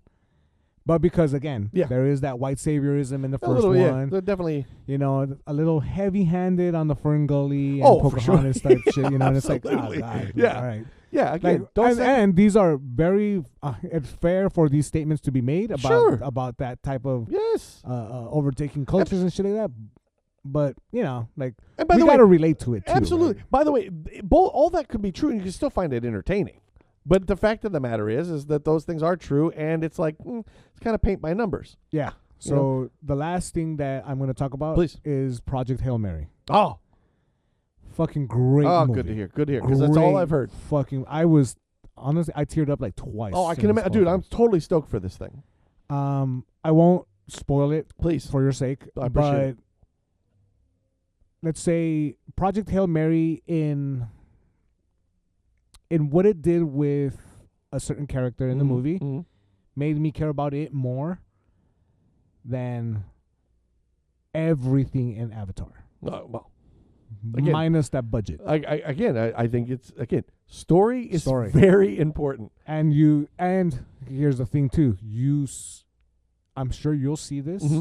I sure as hell felt how gigantic the universe is. I've seen enough of the preview. Yeah, I You're definitely okay. feel like, wow, man. Well, we when are- you're in it, Yeah, I can when imagine. certain things are I can happening, imagine. even me in my blindness, I hear you. I was just like, God damn, this is. I can hear the vacuous emptiness Yeah. of the universe, and it's fucking great. It's an entertaining movie. Homeboy Ryan Gosling Oh. is a great actor. Yeah. Works 100% as a comedy actor. Yeah. Even Yeah. Amy's concerned because she read the book. I did not. Oh, okay. Yeah. I didn't even know this was taken from a book. Oh yeah. So Andy Weir is the writer. Okay. He also wrote The Martian, Oh. Well, which is another great movie. This now is making some sense. Yeah. And okay. he has a third one called Andromeda, Okay. which is narrated by Rosario Dawson. Oh. And it's another like space-oriented, futuristic type of deal. Okay. But she said that even though certain things were changed, obviously for sake of the Sure, movie to sure. move, not a whole lot was lost. Oh, you know, good. and Okay. she was worried that she didn't know how they were going to nerd up Ryan Gosling to make him like lovable like he is in the book. Yeah. But she was very satisfied. Okay, like, very, good. very much satisfied. I've heard nothing but good things about it. I've been excited since I've seen the previews. Yeah. Probably 6 or 7 months ago, and I thought, oh, this could be interesting.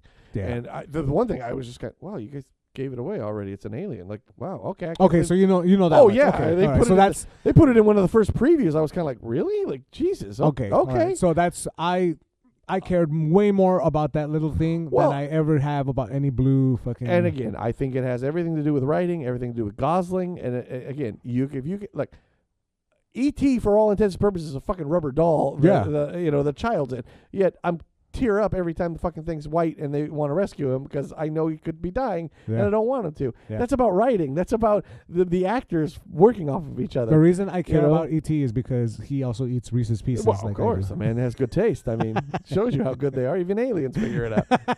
No, again, Yeah, it's you a good can't. one. Don't sacrifice story. I'm glad to hear that because I've been very pumped. Probably won't see it in the theaters, but I definitely will. Whenever it hits cable, Yeah. I can't. That wait. one I imagine for the folks that can see it on like IMAX Oh, screens. good God, yeah. Ooh, Yeah. buddy Yeah. boys. No, That's a- 'cause that's there's- a treat. Just the parts I've seen. It's like, yeah, there are moments where it's just his spaceship and the Rock, and that's it. And they're way out in the middle of nowhere. I've been out to plenty movies in the theaters where it's Amy and I are the only people. Yeah.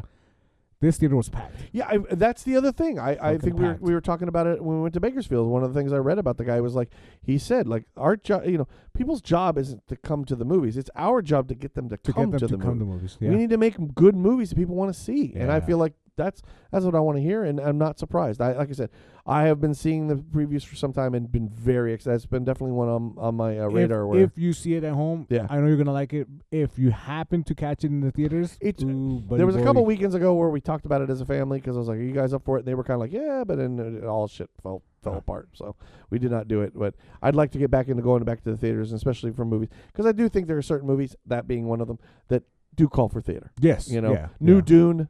I'll be New at the Dune. theater. This is not don't worry, I'll see it at home another 15 times. Right. It's just to say I do want to see it for the first time Yes, in the theater. in the theater. Yeah. So that's what I've been watching. Right on. What have you been listening to? Quite a bit, actually. I had some. I love the way music falls in my lap sometimes. Continued on my Great Falls. I ordered 2 of their older CDs. That came in the mail. The Fever Shed and A Sense of Rest. I just really love this band. They are just hitting everything that I love about it right same. now, and I've just been on a big bender on them. Interpol, the first two especially, went down that little rabbit hole. Let's see what else. Oh, we were talking about this band. Okay, here we go. I know I'm not going to pronounce this right. I think it's called Anzine du Patin. They are French Canadian. They're kind of a sensation on the internet right now, playing this what would you call it? Microtonal. Thank you. Music that everybody's kind of going. They're wearing weird outfits. They're inspired by Dadaism. It's a cool little song, and it's a neat little band that's doing really neat music. But it immediately reminded me of the band Hella, and I was like, I think I want to listen to some Hella. So I listened to a bit of that.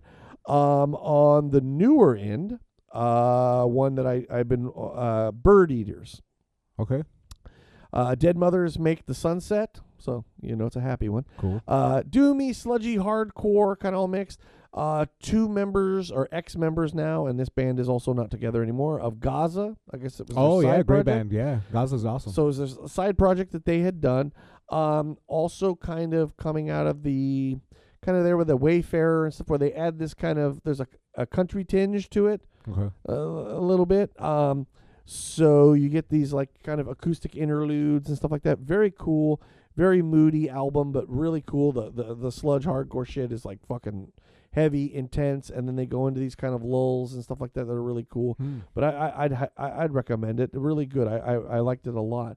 One that again, the way these things fall in my lap and going through threads, and somebody like, oh, I just found this, and okay, sure, that cover looks cool. Yeah. Japanese band, I think it's Heteropsy, Heteropsy. Heteropsy, yeah. Okay, we'll go with that. Called Embalming is the name of the album. Even have a song on there called Sodomizer, which Nice. Again, kind of give you an idea. Not the sodomizing, but sodomizer. They are kind of a death doom, but the thing I thought was interesting, there can be very melodic in certain areas, but even the melodies are not necessarily at the gate style, but more like kind of like heavy, old school heavy metal style. So when you showed this one to me, Yes. There's another Japanese band that actually does the melodic death metal called Intestine Ballism. Okay. They reminded me very much of that band. Okay, what's interesting is two of these guys in this band are also in a band that in their little bio on Spotify say very heavily influenced by At the Gates. I can't remember what it was called. Intestine Ballism is the Japanese At the Gates. Okay. Yeah. Whatever band they're in is another band that is also very heavily influenced. So they're saying how this one's a little different with the melody that they use. Nice. Whatever. But it's really cool. I really enjoyed it. The Death Dooms parts of it are not necessarily like a Mortiferum kind of like, like gritty, ugly. Yeah. It's just heavy and Death Doomy. But when they do the melody parts, it really sets it apart. Like you just go, oh, that was interesting. Yeah, it was cool. Yeah. One that I will, because I know you listen to it, we'll definitely talk about there, but I'll hit it nonetheless. Is just say, you sent it to me. Very cool. The band Dripping. Yep. Disintegration of the thought pattern during a synthetic mind traveling. Yep. Yeah. Very cool, but I know you're going to bring that up when we talk about it then, but Yeah. I really enjoyed that. And the last one that I found that I definitely found myself really, really enjoying, I actually gave it to my wife, and she was like, yeah, this is very cool, very different. Band called Yahweh Nail Gun. Huh. Yeah. YHWH Yeah. Nail Gun. According to their thing, the name is to say the spiritual mixed with the industrial, or the Okay. more manufactured. Their album was called 45 Pounds. Came out last year, actually. Weirdly, it got recommended to me because of the hardcore stuff and post-hardcore stuff I was listening to. I'm not hearing that at all. It's even, they're saying their take on like post-rock. I don't necessarily hear that.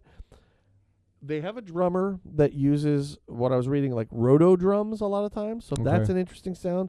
They have a guitar player. I can't say I make him out very often. More keyboards and stuff like that. The one they actually remind me of course, now I'm fucking blanking. We've seen them too. Fucking A. They're from like southern, like mid California. 2-piece band, drummer, and then the guy has like a thing that he plays that's like electronic. Oh God, I can see their fucking albums in my head, and I can't think. Eagle Twin. No. They're like electronic band. Oh, We knew a girl. I think the girl that we knew. Rec and Reference. There it is. Rec and Reference. Yeah. That's who they remind me of. It's like Rec and Reference if they were like I don't want to say less electronic, but a little bit less electronic. Still, but really digging them. Really good. The vocals are kind of right in the middle, and it's kind of raspy. They're not screams necessarily, but just that Rec and Reference was the first thing. But it's weird. The other bands like that band Prostitute that I talked about a couple weeks ago, that was what kind of led me to them. But they sound nothing like Prostitute in my opinion. But I can't get enough of them. Very really cool, progressive kind of electronica stuff, but really cool. I really liked it. That's cool. And the last one was another wonderful surprise. So, as I said, I ordered the two Great Falls albums. Yeah. I actually ordered it from the label that put out their CDs. I think they're called Intuit Records. Intuit Records. Okay, yeah. Intuit Records. So it was actually he was selling them on Discogs, and I was like, oh, awesome! I'm getting it from the source. He was nice enough, and this happens occasionally. Anybody who's ever ordered stuff online, especially from like Discogs or people. Yeah. Sometimes they throw in some extras. Yeah, Intuit's good with that. I've gotten stuff from there before. Well, he threw in one, which at first I thought was a poster. I almost threw it away, but because it didn't have a case, it was just all the paperwork and the CD from a band called Anodyne. I don't know if you ever, dude. Mike Hill from Tombs. It might, from what I understand, it certainly recording-wise, I think it's his first band. Obviously not his first band. I'm sure he was 13. He put something together. Yeah. Just to say. So like a post-hardcore industrial noise kind of thing. They have 3 albums. He sent me the EP, Celio, I think is what it's called. Yeah. Dude, not one that I would say like, oh, how did this never hit? Like, it's not changing the world. It's not reinventing the wheel, but it's good. It's solid. One that I would say that has elements of it, especially a band I know you and I are fans of, especially the earlier stuff, has a little bit of a Today is the Day feel in certain ways. So I would, dude, Anodyne, which is also fucking just a cool name. It's a painkiller. That's what I was reading. Because I was like, why do I know that name? You know what I mean? I was like, it's not iodine. You know what I mean? It's Anodyne. Anodyne. What's that? And it's like painkiller. Fucking cool name, man, especially for that style of music. Not on Spotify. The 3 albums are on a Bandcamp. That the Intuit put out that EP. Yeah. So you can find that EP on their Bandcamp if you want to listen to it. But I would highly recommend it. If you, I'm not a Tombs guy. Yeah. This does not sound like Tombs at all. Yeah. Other than heavy guitar. You know what I mean? But really cool and just neat to hear. To look at it and be like, oh, Mike, well, okay, this is kind of something he was into originally. That's I like Tombs. I know, this is why I was very excited to tell you about it. This is cool, because I would definitely check it out. All right, yeah, I'm going to. He's actually very accessible online, Mike. Is he? Okay. Yeah, so I'm going to listen to this and probably send him a message. I definitely think you'll dig it. The 3 albums, I mean, again, it's not setting the world on fire. It's not reinventing the wheel, but it's doing what it's, post-hardcore noise. It's just like, dude, yes, that's cool. Like, as soon as you hear it, you go, yeah, that's exactly what that is. Nice. 3 albums and an EP, and dude, and these are before. Cool. This is all well before Tombs. Well before Tombs. Okay. Oh yeah.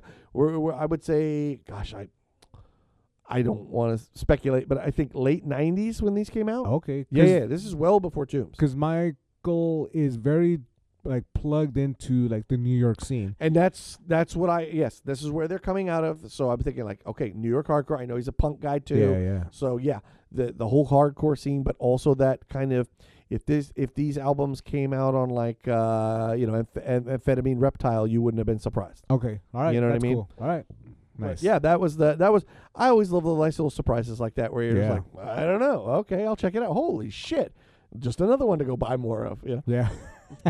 Very, very smart marketing. Yeah, for sure. How about yourself? Well, let's see. I'll start off with this French band. I don't know how to pronounce the name necessarily, but it sounds like it's Olari. Almost like Hillary with an O instead of an I. But it starts with a P, right? This is the one you sent me? Is it a P? Okay. It does. Yeah, well, you know Polari, me. I'm the worst person at any of this. I just called him Polari. Polari. Okay. All right, I look at the letters and just go, yeah, that letter makes Polari. that sound. All right, but they are French. So they are French. It's like blackened crust type of stuff. Very a lot cool. of blast beats. Yeah. It sounds great. I like when they mix stuff like this. Blackened anything Yeah. is really good, especially like music and salmon. Yeah, I was about 2 songs in, and I was like, yeah, this is a Nick project. Yeah, I totally know why Nick likes it. Yeah. It's good stuff. It's fucking good shit. Really aggressive sounding. Yeah. The great tones on the guitars. and Reminded everything. me a little bit of, is it Nagelfar? Nagelfar. Yeah. Had elements that kind of reminded me of them. Yeah, I mean, they're for more sure. black metal, but Yep. yeah. Yeah. And I like Nagelfar. again. So yeah. That was cool when it popped up. This band that I mentioned once before. I think the name of the single is called Universal Warrior, something like that. Okay. But it's a Russian band.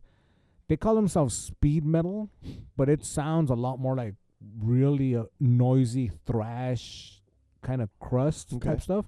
They're called Unholy Night. Okay. They have what I'm going to assume is a lady singing for them. Okay. Man, what a voice. Yeah. Just vicious, biting, just angry as hell. Right on. Unholy Night. I don't know if it's Knight or it's just regular. Oh, yes. NIGHT. Okay. Now I remember this. Yes. Cause Yeah. I think their album cover has like a warrior lady with. She's cartoon, so Okay. I can describe it this way. But it's a gotcha. cartoon lady with big old boobs. So if that's your deal, cool. But the music inside that album and this single is goddamn great. It's just angry, fast, heavy. I guess Dripping. We can talk about Dripping now. Please, yes. Dripping was a video that popped up on my YouTube feed for some reason. And not Pornhub. Not Pornhub, yeah. YouTube. Totally different algorithm. Different algorithm, but for sure, yeah. That one's a lot more audio descriptive. But this was being projected as like Dripping, the most like unusual death metal band. I think that's exactly something what like the that, heading was. right? Yes. And I was like, oh, that's cool. And it's a short video, 23 minutes. Yeah. Popped it on, and then by the end of it, I looked for the album, the long ass title that you mentioned Yes. earlier. Album is great. Yeah. It's fucking great. Yeah. It's got they use samples, they use hip hop influences, Yeah. jazz influences, Yeah. of course, death metal of Yeah. all varieties. Right. And grind. Grind. I think they I don't know if they did, but the person narrating the video certainly called them more of a slam, brutal death metal. Yeah, I'm always a little. I don't quite know the difference. I understand It's- brutal to death. Yeah, but it's very slam East and- Coasty, I would Yeah. say. Yeah. Especially in the time frame when these guys were around. 'Cause Yes. this was like early 2000s. Yes. For all intents and purposes, the one album and the 2 demos Yeah. before it, and then they called it quits. Yeah. Before the album actually came out. That's Before the other one. album comes out. That while recording it, realized, we're not going to be together after this. This is it. Like we're gonna finish this, and that is it. Yeah. Wow, that's nuts. Yeah. But it's so good. They're very, very to say it's experimental. Oh. It's an understatement. Yeah. I mean, avant-garde. I mean, you could. Yeah. I think you could apply it to this in Yeah, that totally. way, Yeah. especially for the genre they ultimately play. Yes. Like yeah. this is very avant-garde. Yeah, and then to find out that they reunited recently, Yeah. a whole different lineup apparently, but one of the mainstays is the person named Sebastian. I believe so. I Yes. think, yeah. And but yeah, if folks can look up this band, Yeah. which at this point has been released, 3-4 times Yeah. with fucking I think even one time with the demos. with the demos, all yeah, attached yeah, to it, right? Yeah. Yeah, and they go under different titles, obviously. Yeah. But I think the latest one was by the person who put out the video, which Yeah. is Crow's Nest Records. Yes. But Dripping is awesome from New Jersey. I don't even know what else to say. It's I would even say even if that style of death metal isn't your thing, I think it's worth a listen. it's worth a listen. It's just so you're not going to be like, this will thing. You know Yeah, what I mean? You're yeah, going to be yeah. like, what? But one of the ones that I was telling you that it reminded me of to a degree was Sylphanic Carnage in that sense of like Yeah. where you're like, where are we going? Yeah. We're going to make we're not following the GPS in any Yeah. way, shape, or form, but even more so. Almost like I think I said to you too, is like, it's like if Mr. Bungle made a fucking like a brutal death album. metal. Yeah. Yep. It's just so like it takes these turns where you're like, whoa, but they Yeah. never feel forced. They never feel like you're just being weird for weird's sake. There's the one song that starts off with like the clean Yeah. singing kind Yeah, of, and I'm yeah, just yeah. like, oh, this is nice, and then it just gets heavy. And Yeah. I'm like, what is like But again, because all we're feels fans, cohesive too. Yeah, it's very It cohesive. feels like an album. We're you know? fans of death metal and black metal. Sure. Black metal, which of course uses clean vocals Yeah, from time to time. But you kind of expect it in some of those projects. Sure. When it's something like this, and then this is the only thing that they have to speak for it, Right. like it's awesome. It's a very good album. Yeah. Dripping, again, the band name, from New Jersey, early 2000s. Yeah. If you consider the time frame of what they're doing Right. then and what a lot of younger bands are doing now, Absolutely. you know, much like your Sanguisugabog with Yes. the drops and the samples and stuff like Yes. that. And then rewind the clock 20 years and there's a band that's trudging along Right. and doing it then.